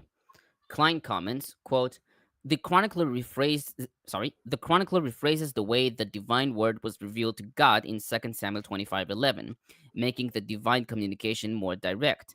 And he also omits from 2 Samuel 24:11 the clause, quote, and David got up in the morning, end quote, which may have seemed like an extraneous comment.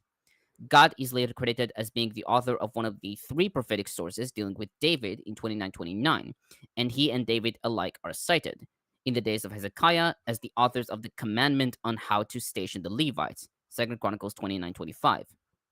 Zevit argues that the term Choseh, seer, designates a person as a court prophet. In 2 Samuel 24:11, God is called a Navi, prophet, but Chronicles is dependent on a manuscript of Samuel that lacks this word.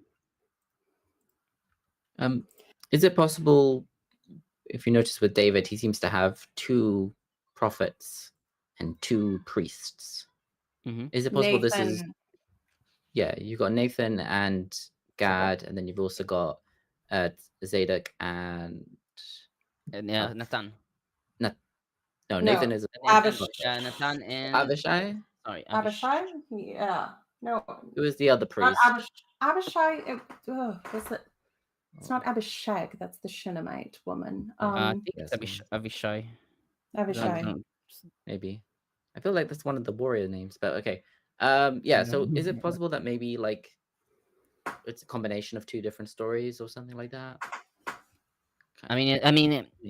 It's always possible. Two different traditions, and that's why you ended up with like two different people called... David seems to have two different priests and two different like prophets. Perhaps. I mean, with the priest one, you could, if it was just the priest one, you could argue that it's just, it's later politics that made the story need to have two different priests being named because there are two different groups later on who claimed, not necessarily descent, but I don't know what you would call it, like ecumenical descent or whatever from this person. Anointing. What was it? Kind of like with the Catholics and the laying on of hands from Jesus down the... Jewish people, rabbis have the same thing. It's called smicha, which is like every rabbi has to be appointed by another rabbi. And so theoretically you could do the same thing but they don't record it in the same way that like every priest has like a genealogy almost. Every rabbi must be appointed by another rabbi. Always two there are. The master and the apprentice.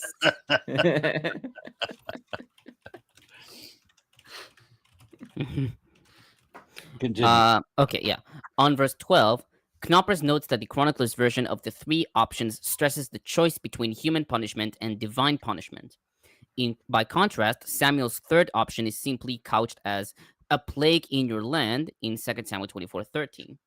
Moreover, 2 Samuel has 7 years of famine. Kimchi writes that God conveyed to David 3 years, but he said to him 7 because there had already been 3 years of famine at that point. 2 Samuel 21:1. Klein notes that 7 years of famine is a more convenient time period for a famine than 3 years, which perhaps led to the reading in 2 Samuel. But the chronicler's 3 years existed in the Samuel text tradition, either as the original reading or by assimilation to 3 months in the next proposed judgment.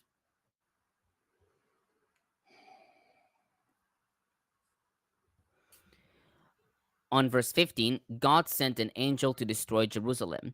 2 Samuel 24:16 does not mention God, merely that the angel extended his hand against Jerusalem. Japhet notes that the textual similarity between the two versions had led scholars to regard the change as a textual corruption, either in 2 Samuel or Chronicles. She writes, however, that it is more deliberate. Quote, the chronicler does not accept the idea that the angel works independently, even when this independence is limited. In his view, the angel is the messenger of God, subordinate completely to him. This viewpoint can be demonstrated by the addition section in Chronicles, where the angel has a role. Instead of, quote, that night an angel of the Lord went out and struck down in the Assyrian camp, end quote, in 2 Kings 19:35, Chronicles has, the Lord sent an angel who annihilated in the camp of the Assyrian king.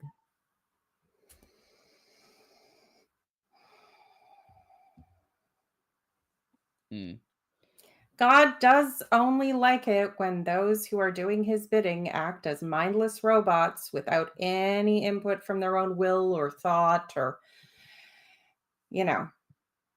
creativity. God, he sucks.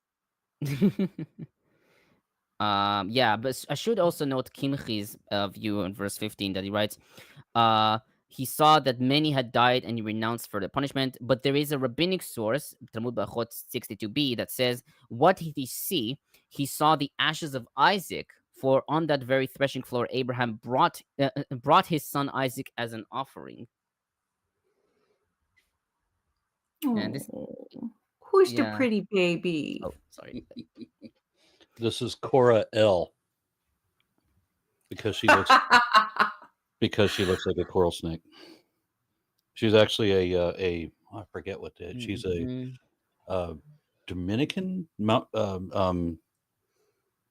snake. No, Honduran milk snake. And go ahead, please.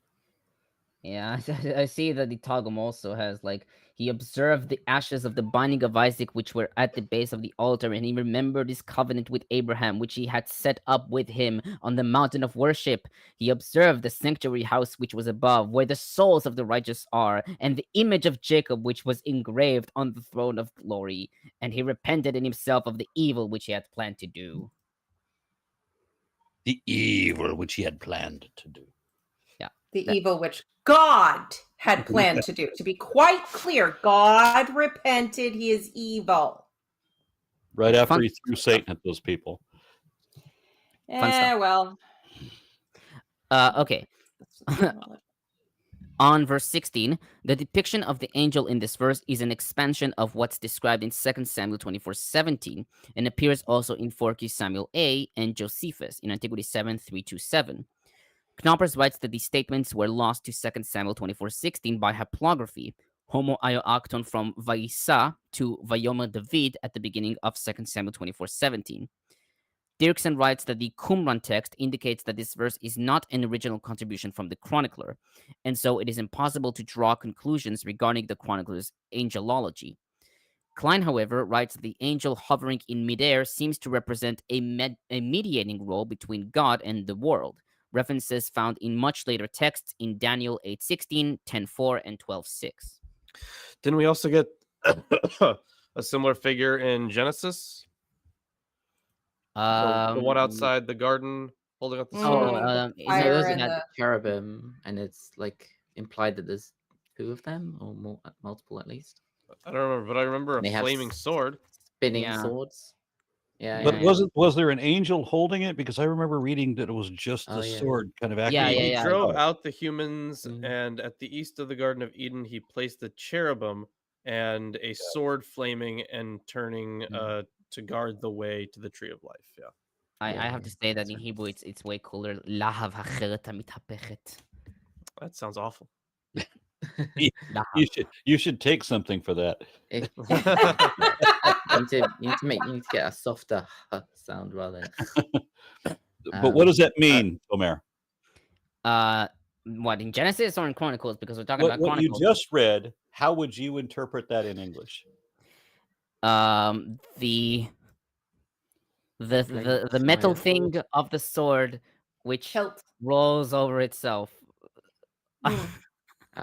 Like The hilt metal over thing of the blade. sword that I rolls over I itself. forgot how you say that. Hilt over blade. the You're saying, hilt. The pommel. That's very The blade of the sword. yeah. The blade of the sword. the blade of spins the sword. around. The blade. Okay. okay. Okay. I had Because the hilt is also metal, by the way. It's just wrapped in something. Yeah. It's not like a metal blade and then a wooden handle. No, it's not. Yeah. The whole. Yeah. Okay. Yes. Oh, there was one thing I wanted to bring up, but now I forgot it. Oh yeah, so you said like, that the imagery of like the angel between heaven and earth kind of is like he's floating or Yeah. flying. Yeah. I always understood that as being like in the Bible when it says standing between heaven and earth meant literally like that they were that big, like you Oh, saw this yeah. figure that was touching both heaven and earth at the same time. Well, the thing is, I'm not sure because of about the. its- So in okay, so we can maybe compare this to like the size of something in like Ezekiel 1. Mm, okay. So like the beings holding up the firmament, right? They were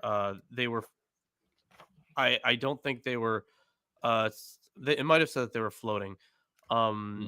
But it also might have said flying. I forget the term, but they were, the wheels at least weren't spinning, right? So the that one, yeah. so the in that Add a lot text, to like if we are to like draw some parallel, right? Because he is seeing this thing, or this image of like the throne and all this stuff. So I think that floating or like like flying in the air would still, I feel like that would make sense. And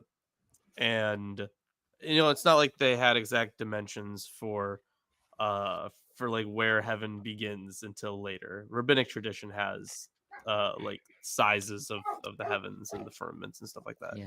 But But you it's could really just have a very, very big, scary angel. Sure, yeah. Or some heavenly being, right? But yeah, in this here the angel of the Lord would be that. And I know that in this imagery is taken up in Revelation? I feel like it is. I don't know. I do not Probably. remember. Maybe at the end of Revelation. Yeah, I mean, also this story kind of implies, I'm not sure if it's trying to say that there is only one angel of the Lord, but it uses the phrase angel of the Lord for almost 2 different characters. But Oh, right. We referring could to the always same one or not. we could always Yeah. have the angel of the Lord be Jesus. Some people do that. Oh yeah. Well, So yeah. so They love that. so stuff. if you were to read this, maybe it would go against that idea because you've got like David looked up and the angel of the Lord standing between heaven and earth with a drawn sword, blah blah blah. Well, that And is they have- how David's- many Christians interpret Jesus as the angel of the Lord. Yeah, they have no issue Mhm. seeing him as a vengeful psychopath with a sword. That's the whole idea is he was gentle Jesus, meek and mild, so that he would have an excuse when he came back as a vengeful psychopath. To say, I gave you a chance. Okay. Well, I do have. Yeah, because you do have like in verse 18 where it's like the angel of the Lord told Gad to inform David that David would go up and set up an altar. It's like, is this supposed to be a conversation with the angel of the Lord with the sword, or is it like another angel?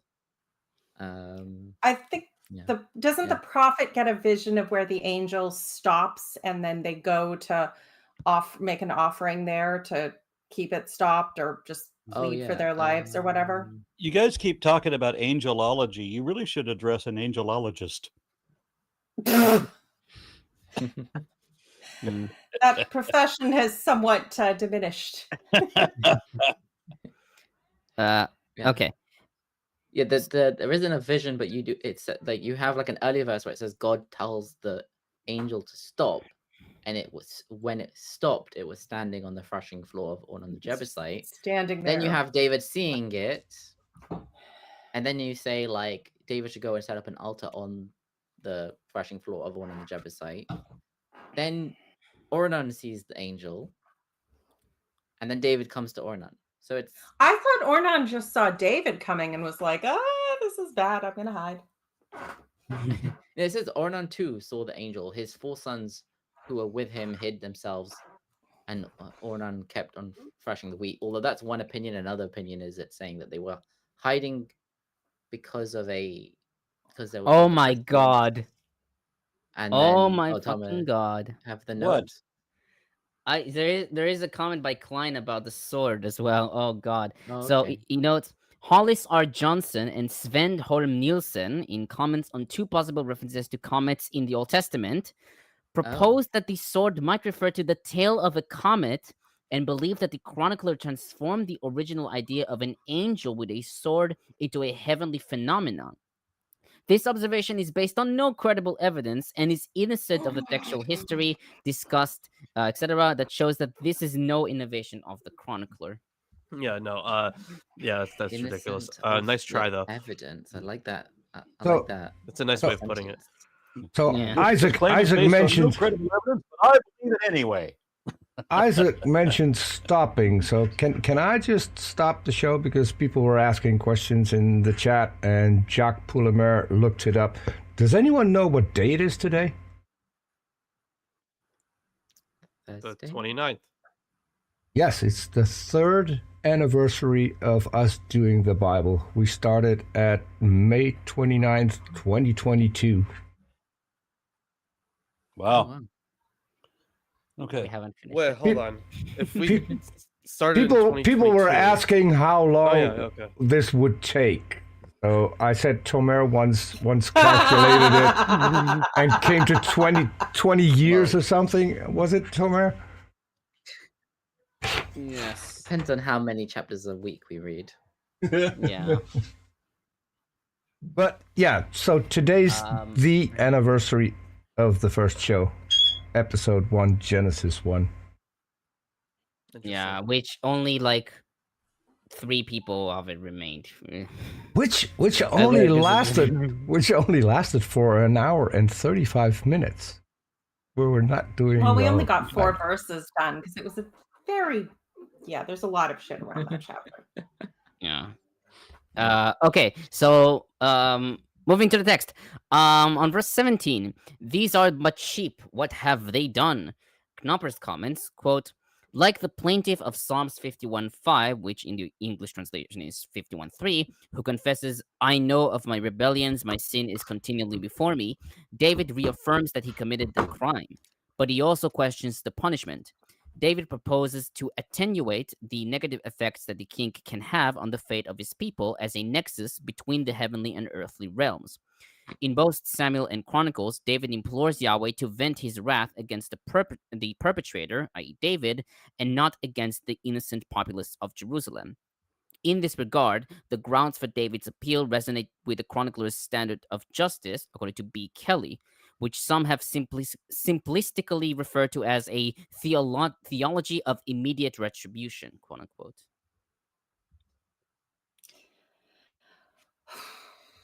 Well, if the shoe fits. Yeah. yeah, on verse. So the next it's a couple of quotes. So on verse 18, Klein comments, quote, the chronicler rewards his vorlage in order to make clear that God is speaking on divine authority and not just on his own initiative.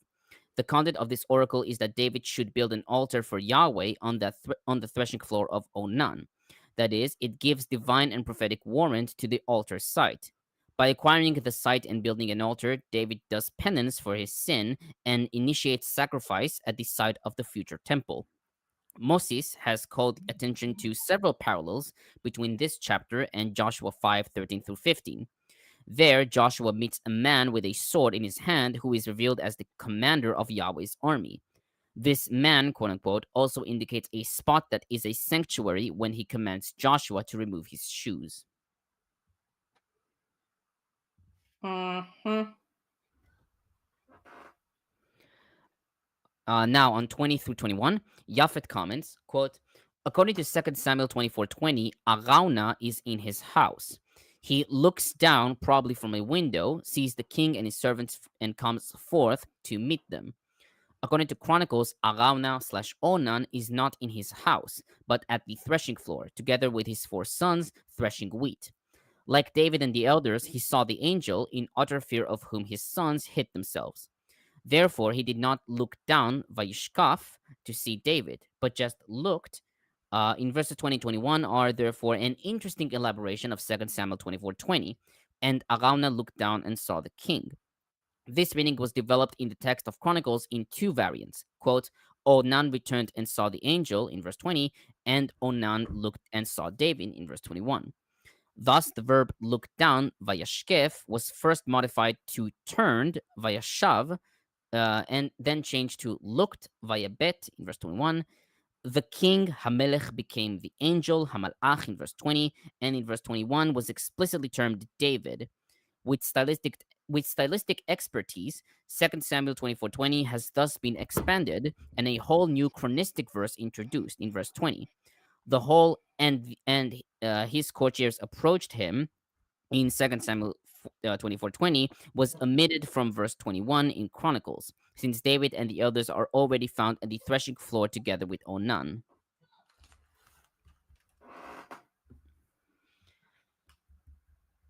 On verse 22, let me have the site of your threshing floor. Hebrew for site is makom. And Knoppers comments, quote, in the Chronicles version of the negotiations between David and Onan, David repeatedly refers to the threshing floor as makom in verses 22 and 25, a term that in certain contexts can designate a sacred precinct or sanctuary, not only in Hebrew, as we see in Deuteronomy 12, 14, 23-25, 15:20, and Joshua 9:27, but also in Phoenician and perhaps in Punic. The choice of terminology does not seem to be accidental. In the introduction to his description of Solomon's construction of the temple, the chronicler avers that Solomon built this edifice on Mount Moriah, the place, Makom, where Yahweh appeared to David at the threshing floor of Ornan the Jebusite in 2 Chronicles 3:1. Hence, the chronicler draws a connection between the choice of this site and the Akedah, i.e. the binding of Isaac in Genesis 22. Josephus, Antiquities 7:33-34, and Targum make the connection with Genesis 22 explicit.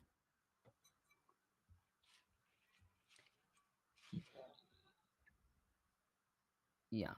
On 23, Johnstone comments, quote, with exemplary piety, this foreigner Onan is ready to give his threshing floor for nothing and to furnish the necessary materials for the cultus. For victims, his cattle treating out the grain. For wood offering, his threshing sledges. For cereal offering, his threshing wheat. Onan the Jebusite thus contributes to the Chronicles' overall theological pattern. As representative of the world of the nations, oneness with whom God has sought from Adam, he stands ready at the crisis of restart at the heart of Israel's own heart. At this crisis of restart at the heart of Israel's own life, to supply the necessary outward furnishing of the atonement cult.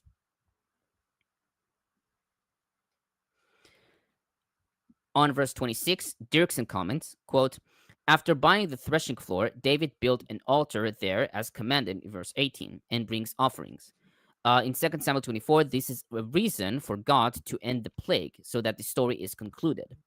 But the chronicler sees the climax in the fire from heaven, which consumes the offering, by which God indicates that he accepts David's offering and prayer. This leads to David in 22:1 to recognize that God has designated this place as the place of the future temple. Mhm. And finally, 28 through 30, Knoppers writes that these verses should be regarded as later addition. He writes that the technique used to interpolate the additional material is reverted quotation or Seidel's law. Sorry. The writer reuses phraseology from verses 26 and 27 to his own addition. Verse 28 refers to Verse 28 refers to verse 26, but reformulates its terms in basically reverse order. He writes, quote, "Many scholars have acknowledged that this material is parenthetical within this chapter, such as Curtis and Madsen, Rudolph, Japhet, and Williamson. But the material is more than parenthetical. Its content conflicts with the force of earlier verses, according to Kittel. The author of verses 28 through 30 draws on material in verses 26 and 27 and 2 Chronicles 1, 3 through 6 to excuse David's offering sacrifice away from the tabernacle altar. But David is explicitly commanded to do so in 1 Chronicles 21:18. Not the chronicler, but a later scribe is bothered by the story's evidence for divinely approved worship away from the Gibeon altar.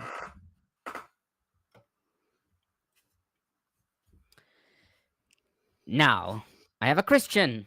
Yay! Ah! Which is Bede, who writes that it is appropriate that the place for building the temple should be on the threshing floor of Onan the Jebusite, because the church is customarily designated by the term threshing floor. Jebus is the same city as Jerusalem, but Jebus means trampled on, and Jerusalem the vision of peace. Therefore, while Onan still held sway in the city, it was called Jebus.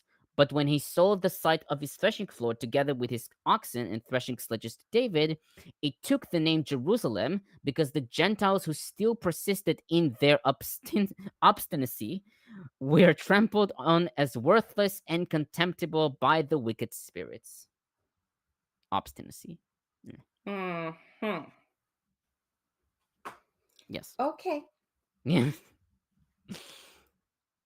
Yeah. Not that's as bad as some of the others. Yeah, not Mm. as bad. I agree. Okay, are we moving on then? Let's just see. 22 is I think we should. It's 20 verses long, so Okay, everyone else? Who shall be the sacrificial reader? She said in that dulcet voice that really ought to be the one reading. Okay, if neither of you want to do it, then I'll do it. It's all right, I'll do it. Although I admit the division here seems a bit odd. Anyway, 1 Chronicles 22. Then David said, "The house of the Lord God is to be here, and also the altar of burnt offerings for Israel." So David gave orders to assemble the aliens living in Israel, and from among them he appointed stone cutters to prepare dressed stone for building the house of God. He provided a large amount of iron to make nails for the doors of the gateways and for the fittings, and more bronze than could be weighed. He also provided more cedar logs than could be counted, for the Sidonians and the Tyrians had brought large numbers of them to David. When you Are read they? about the assembling the aliens residing in Israel, I got a real Men in Black kind of feel.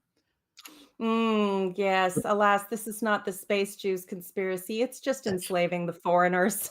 And then when you mentioned the Sidonians, I was suddenly taken to like Burning Man. And do continue. Oh, of course. Okay, verse 5. David said, "My son Solomon is young and inexperienced, and the house to be built for the Lord should be of great magnificence and fame and splendor in the sight of all the nations. Therefore, I will make preparations for it." So David made extensive preparations before his death. Then he called for his son Solomon and charged him to build a house for the Lord, the God of Israel. And David said to Solomon, my son, I had it in my heart to build a house for the name of the Lord, my God. But this word of the Lord came to me, you have shed much blood and have fought many wars. You are not to build a house for my name, because you have shed much blood on the earth in my sight. But you will have a son who will be a man of peace and rest. And I will give him rest from all his enemies on every side. His name will be Solomon, which apparently sounds a bit like peace. And Shalom, the yeah. Hebrew shalom, peace, and shlomo, Shlomo. the That is similar, Solomon. yeah. Yeah. And I will grant Israel peace and quiet during his reign. He is the one who will build a house for my name. He will be my son, and I will be his father. And I will establish the throne of his kingdom over Israel forever. Now, my son, the Lord be with you, and may you have success, and build the house of the Lord your God, as he said you would. May the Lord give you discretion and understanding when he puts you in command over Israel, so that you may keep the law of the Lord your God. Then you will have success if you are careful to observe the decrees and laws that the Lord gave Moses for Israel. Be strong and courageous. Do not be afraid or discouraged. I have taken great pains to provide for the temple of the Lord 100,000 talents of gold, 1,000,000 talents of silver. Bullshit. Quantities of bronze and iron too great to be weighed, and wood and stone you may add to them. You have many workmen, stone cutters, masons, and carpenters, as well as men skilled in every kind of work. In gold and silver, bronze and iron, craftsmen beyond number. Now begin the work, and the Lord be with you. Then David ordered all the leaders of Israel to help his son Solomon. He said to them, is not the Lord your God with you? And has he not granted you rest on every side? For he has handed the inhabitants of the land over to me, and the land is subject to the Lord and to his people. Now devote your heart and soul to seeking the Lord your God. Begin to build the sanctuary of the Lord God, so that you may bring the ark of the covenant of the Lord and the sacred articles belonging to God into the temple that will be built for the name of the Lord.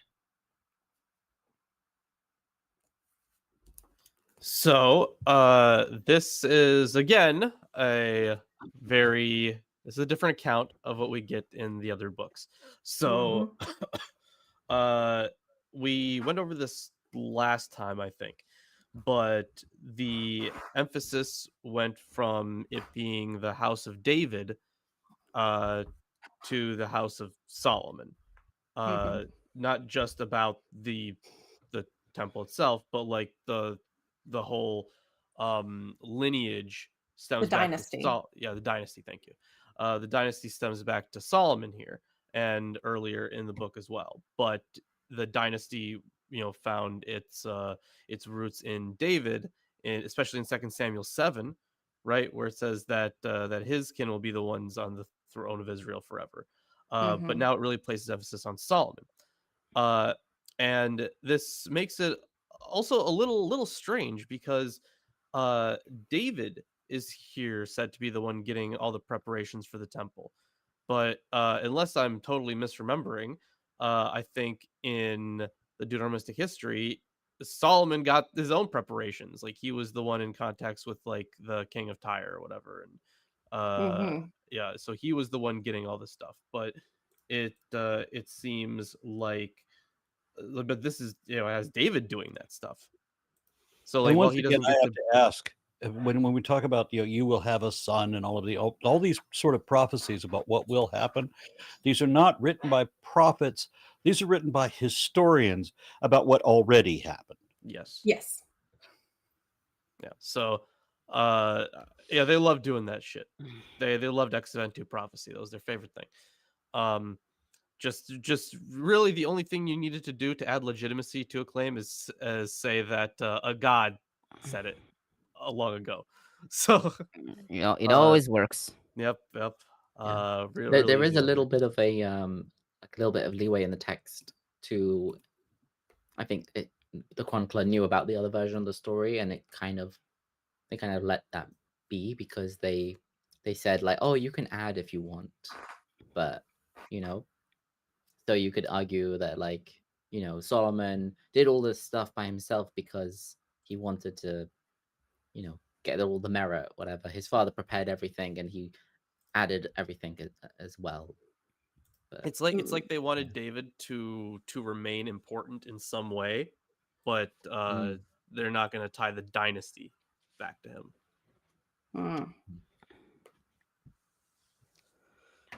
Okay, so I'll who start won out on that one anyway. Which one was remembered as the head of a dynasty? Okay, so I'll start with verse 1. Klein notes that in this verse, there is some tension with the repeated notice in Deuteronomy about the place that Yahweh would choose in Deuteronomy 12:5. Rudolph notes the similarity to Jacob's confession after Yahweh had appeared to him at Bethel in Genesis 28:17, and attributes it to an anti-Samaritan polemic. However, Klein writes that the chronicler has made allusions to a number of storied characters and events in Israelite history, such as Abraham, Jacob, Balaam, and Joshua, in drafting this account. He further writes, quote, when the chronicler begins his account of the actual building of the temple, he alludes to God's appearance to David at the threshing floor of Onan, as well as the name Moriah, which linked this site back to Abraham in 2 Chronicles 3:1. The sin and forgiveness David received at the threshing floor of Onan will be replicated in the Temple of Solomon, where Solomon prays that God would forgive the people when they repent and come and pray in this house. 2 Chronicles 6:24-31 and 36-40, to which Yahweh responds by promising to hear from heaven, forgive their sins, and heal the land in 7:13-14. As Kalimi notes, in Chronicles, Yahweh chose the city of Jerusalem, the temple site, Solomon the temple builder in 28:6 and 10 and 29:1, and the temple itself in 2 Chronicles 7:16.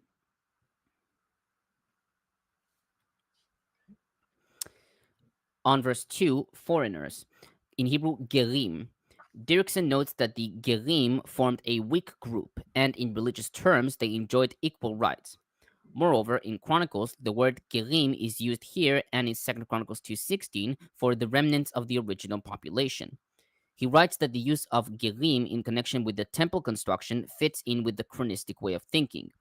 Whereas in Chronicles, it is said that Solomon puts to work a forced labor of 30,000 men from all Israel, 1 Kings 5:27, and that the forced labor for the building of the cities involves the remnants of the original population groups in 1 Kings 9:20 forward, Chronicles occupies an intermediate position.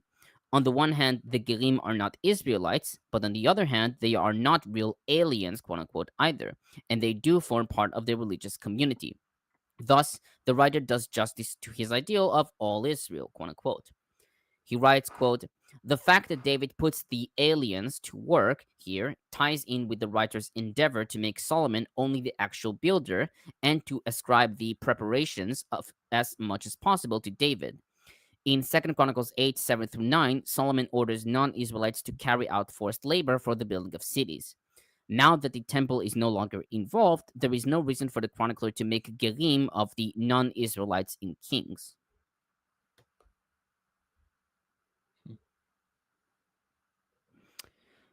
On verse 4, the Sidonians and the Tyrians.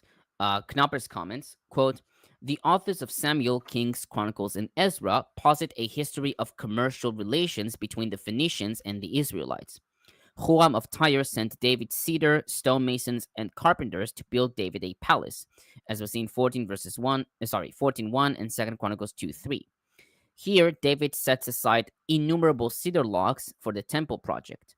Similarly, Solomon obtains Lebanon cedar, cypress, and algum wood from Huram of Tyre for the temple, as we've seen in 2 Chronicles 2:7 and 8, 10-15, which in the Old Testament is 2, 8-9, and 11-16. In Ezra, the returned exiles pay food, drink, and oil to the Tyrians and the Sidonians to bring them cedar from Lebanon for the rebuilding of the temple in Ezra 3:7. In this manner, the editors of Ezra established links between the first and second temples.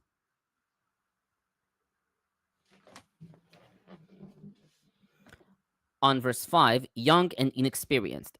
the Masoretic text reads Na'ar Varach, literally young and tender. We no comment. We have no record of Solomon's. Are you sure there's no comment? I bet I got one. Well, Go what's ahead. that? Yeah. Oh God. And Sudarashi has to inform us that that Nara doesn't mean young. Yeah, It can also mean, it can also refer to someone who is older. So Yeah. what they're saying they're not talking about young in age. They're talking about young in experience or something. Yeah. Yeah.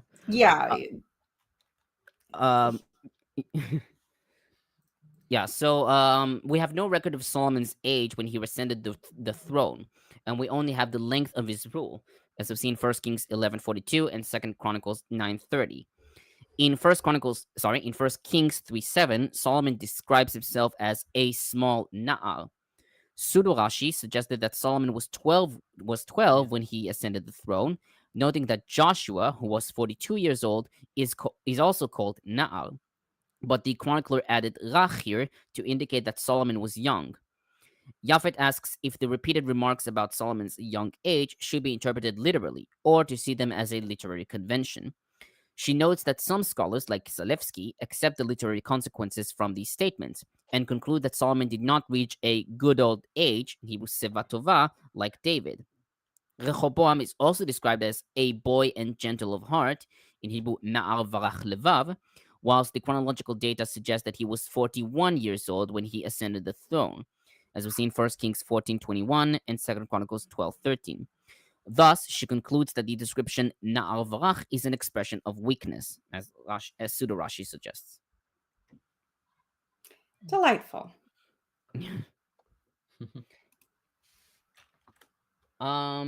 Just a second. Okay. Now on verses 7 through 16, Klein notes that this is the only speech in Chronicles in which a king directly addresses his successor. He notes that a number of studies have shown that verses 11 through 13 in this speech and verses 10 through 12 and 20 in chapter 28 make extensive use of a form or genre dealing with the induction of a leader into his office. He notes that Lofink identified 3 elements of the form. 1, the formula of encouragement, be strong and courageous in Joshua 1:6. 2, the description of the task to which the individual is inducted, Joshua 1:6. And 3, the formula of accompaniment, Yahweh is with you, in Joshua 1:9.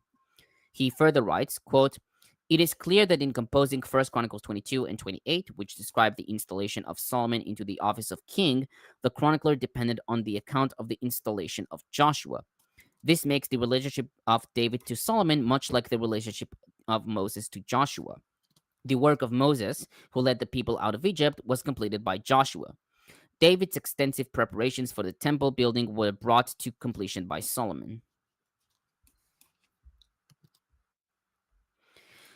On verse 8, Knoppers writes that the precise force of the assertion of this verse is unclear, and notes 3 lines of interpretation.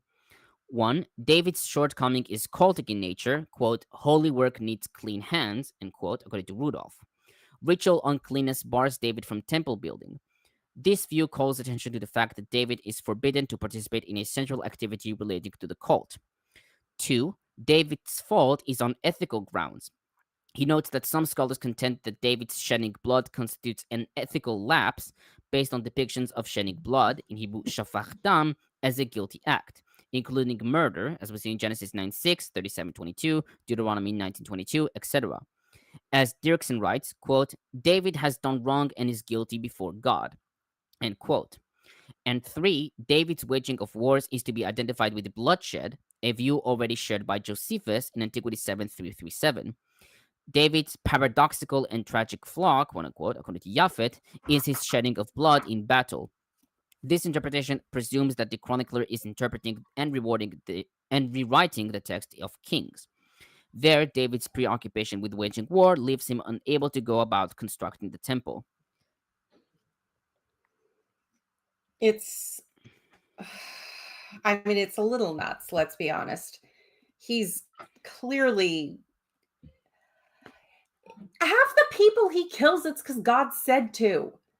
God's entire thing up until this point has been kill those people, kill those people, kill those people. Saul, I told you to kill all those people. You left a few women and children alive. You can't be king anymore. David, go kill those people.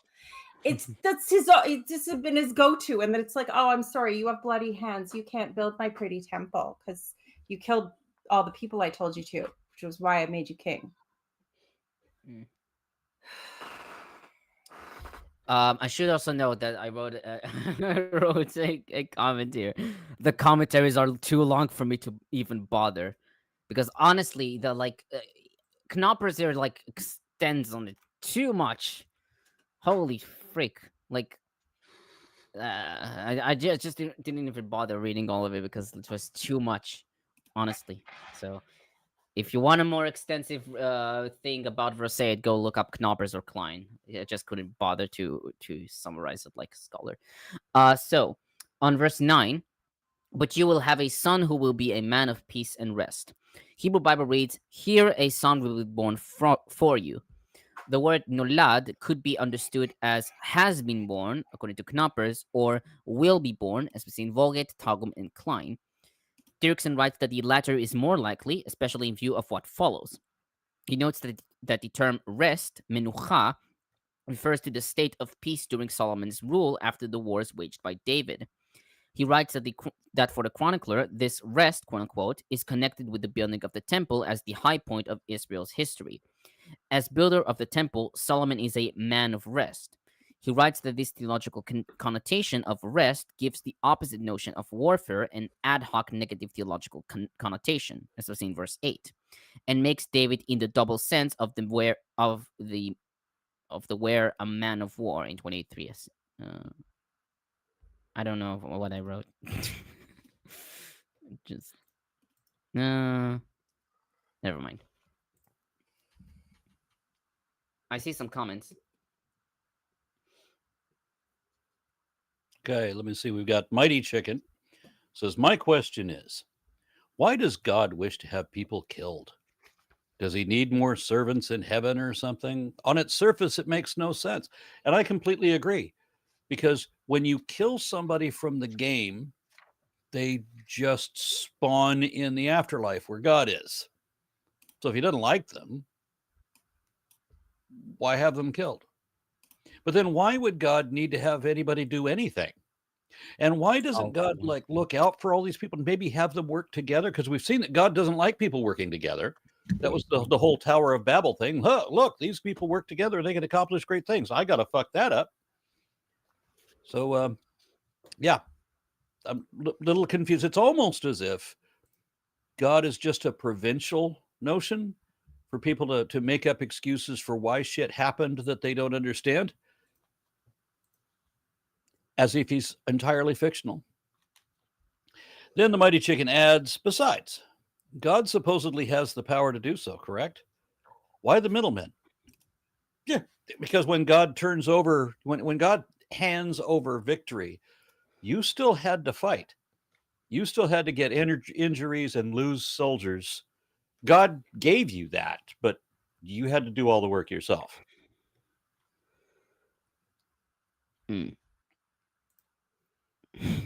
By the way, God is a wanker. Oh. I told you the answer is always God's an asshole. It all makes sense if you just assume he's an asshole. Okay. Or maybe he doesn't give a shit, which would explain a lot. Okay, so on verse 10, David quotes almost verbatim from 2 Samuel 7:13-14, i.e. Nathan's oracle, appearing also in 1 Chronicles 17:12 and 13. Japhet writes that several details in the text suggest that it is based on Nathan's oracle from 2 Samuel 7 and not 1 Chronicles 17. In contrast to 2 Samuel 7 and 1 Chronicles 17, the second and fourth clauses are interchanged, while the first and third remain in the same position. Klein writes that the first two clauses start out with an emphasis on the third person pronoun. He will build a house, he will be a son to me, and the effect of this change is to put more emphasis on Solomon's sonship than on Yahweh as the divine parent, and so exalt him as the equal to David.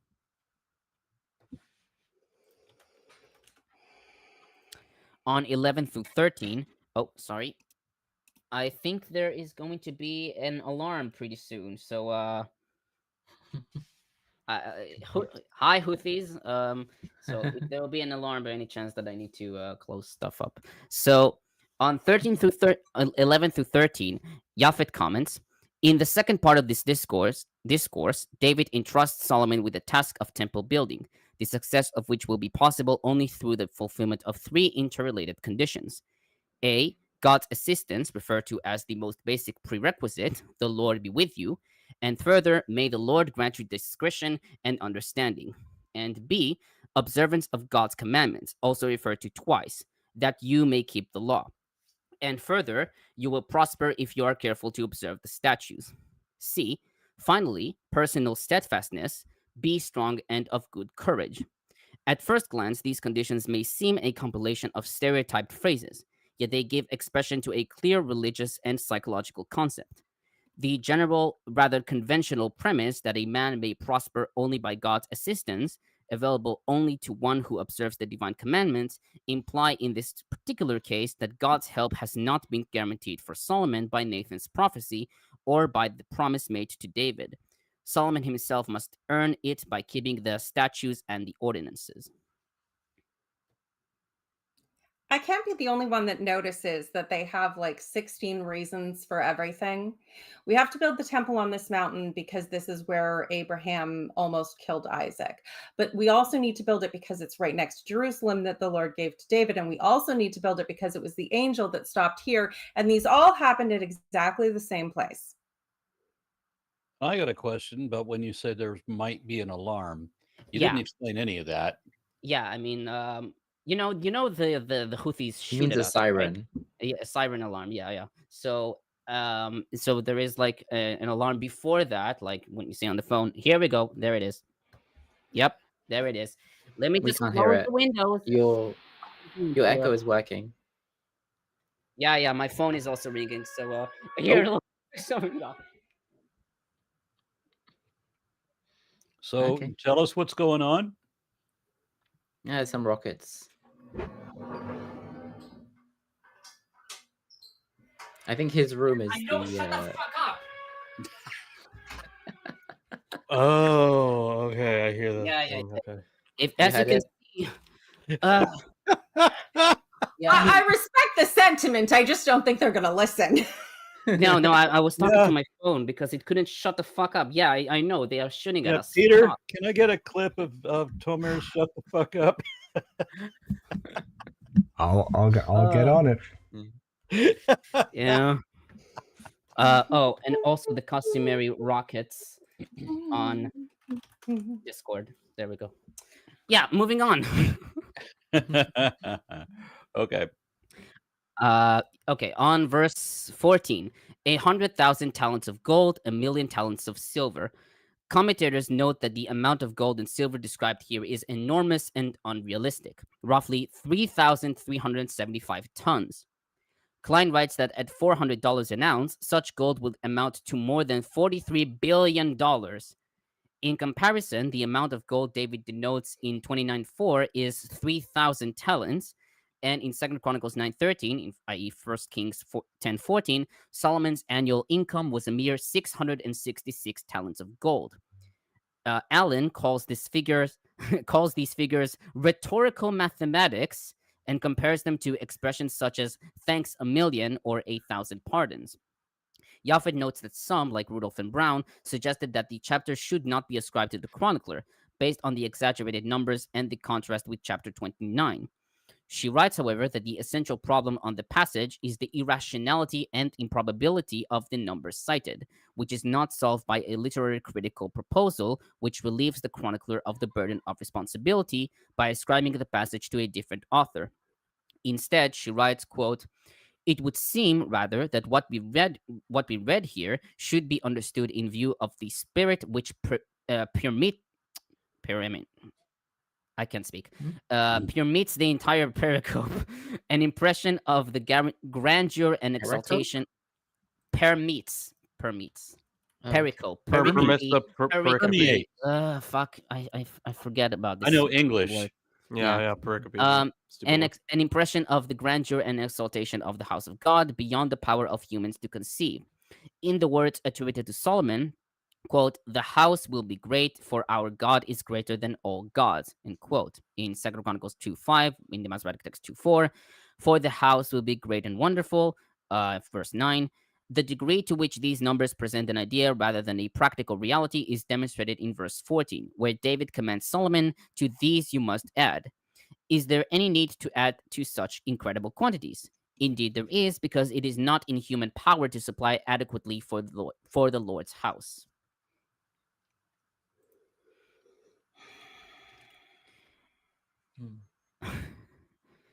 Okay, on verses 15 through 16, Johnstone comments, quote, "David refers to the immediate task at the cost of much personal exertion. He has made ready vast quantities of the materials for the construction of the temple, the 100,000 talents of gold and the 1,000,000 talents of silver, besides untold bronze and the iron. In the light of 29:2, the stone that he has prepared includes both jewels and fine building materials. Teams of necessary laborers and craftsmen have equally been organized." Verse 17 now goes beyond what was begun in verses 2 through 4.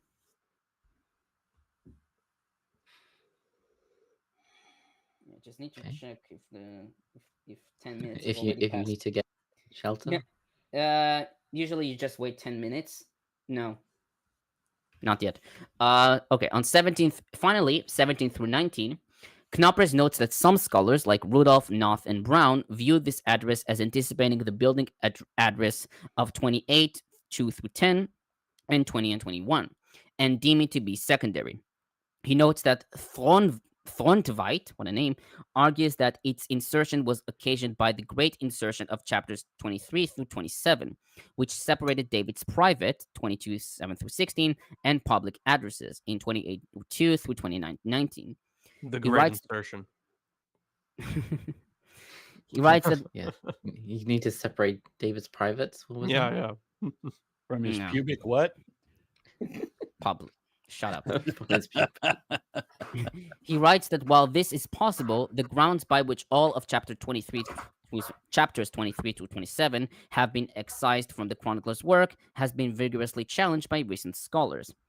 He writes, quote, "With respect to the present context, more attention needs to be given to the manner in which unevenness in the text has resulted both from the citation of older biblical passages and from the modeling of this composition upon earlier patterns, especially those texts depicting the Moses-Joshua transition.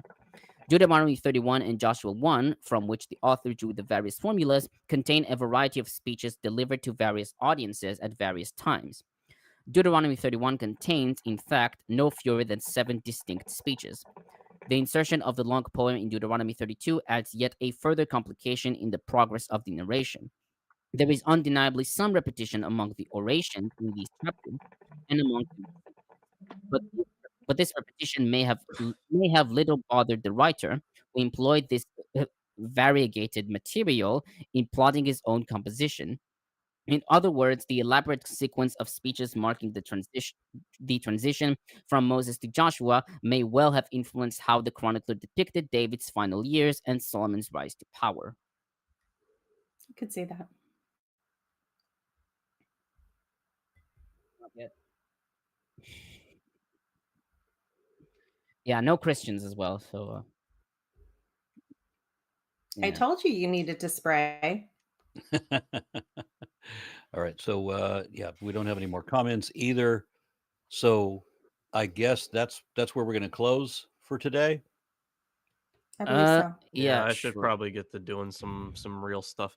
I have a fuck ton to do, because when I thought that I'll just make a video talking about how Trump is attacking all these different amendments in the Constitution, I didn't realize how much there was.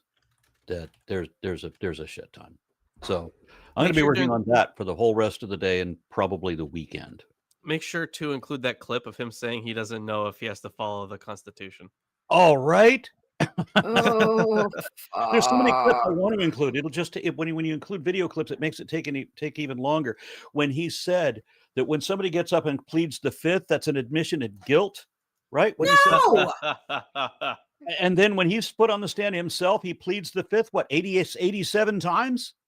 And then he deprives everybody of due process, which is another violation of the fifth. It's just, there's so much. It stuns me that there are people in the comments that want to accuse me of whatever, because they want to, or not accuse, but who argue that my politics are so bad because I'm anti-Trump.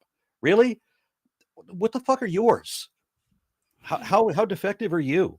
Anyway, enough of that. Yeah, if you're pro-Trump, after all this, yeah, like the thing is, like the first term, if like, you know, I can at least understand why some people voted for him the first time. I could at least get it. So like it was like, okay, fine, whatever. Like let's let him have a go. Let's see what happens. It sucked, but whatever. It wasn't nearly as bad as it is now. Like, oh man, it is insane. The amount of shit every single day is crazy. no, he was always fucked, and it was always delusional and evil to vote for him. And frankly, if you're supporting him, I have no respect for you. And the people None that whatsoever. I know personally, the people that I know personally that are Trump supporters are oblivious to everything. I can't tell them anything, and I can't show them either. Look, I can prove it. Let's just Google that. They're not going to look. That's the weird thing. I think they know that I can prove it, but they don't want to know that it's real.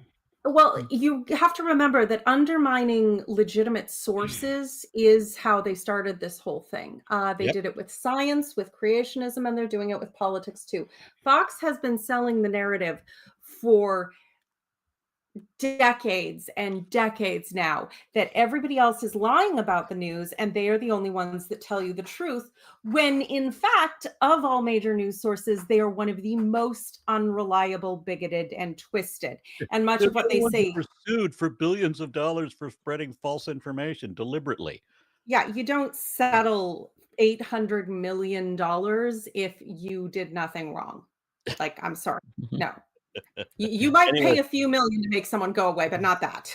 Anyway, it's going to be a long script, I'm afraid. See, and I'm only like 2,400 words into it, and I'm just getting up to the Fourth Amendment. There's a whole lot I need to dive into.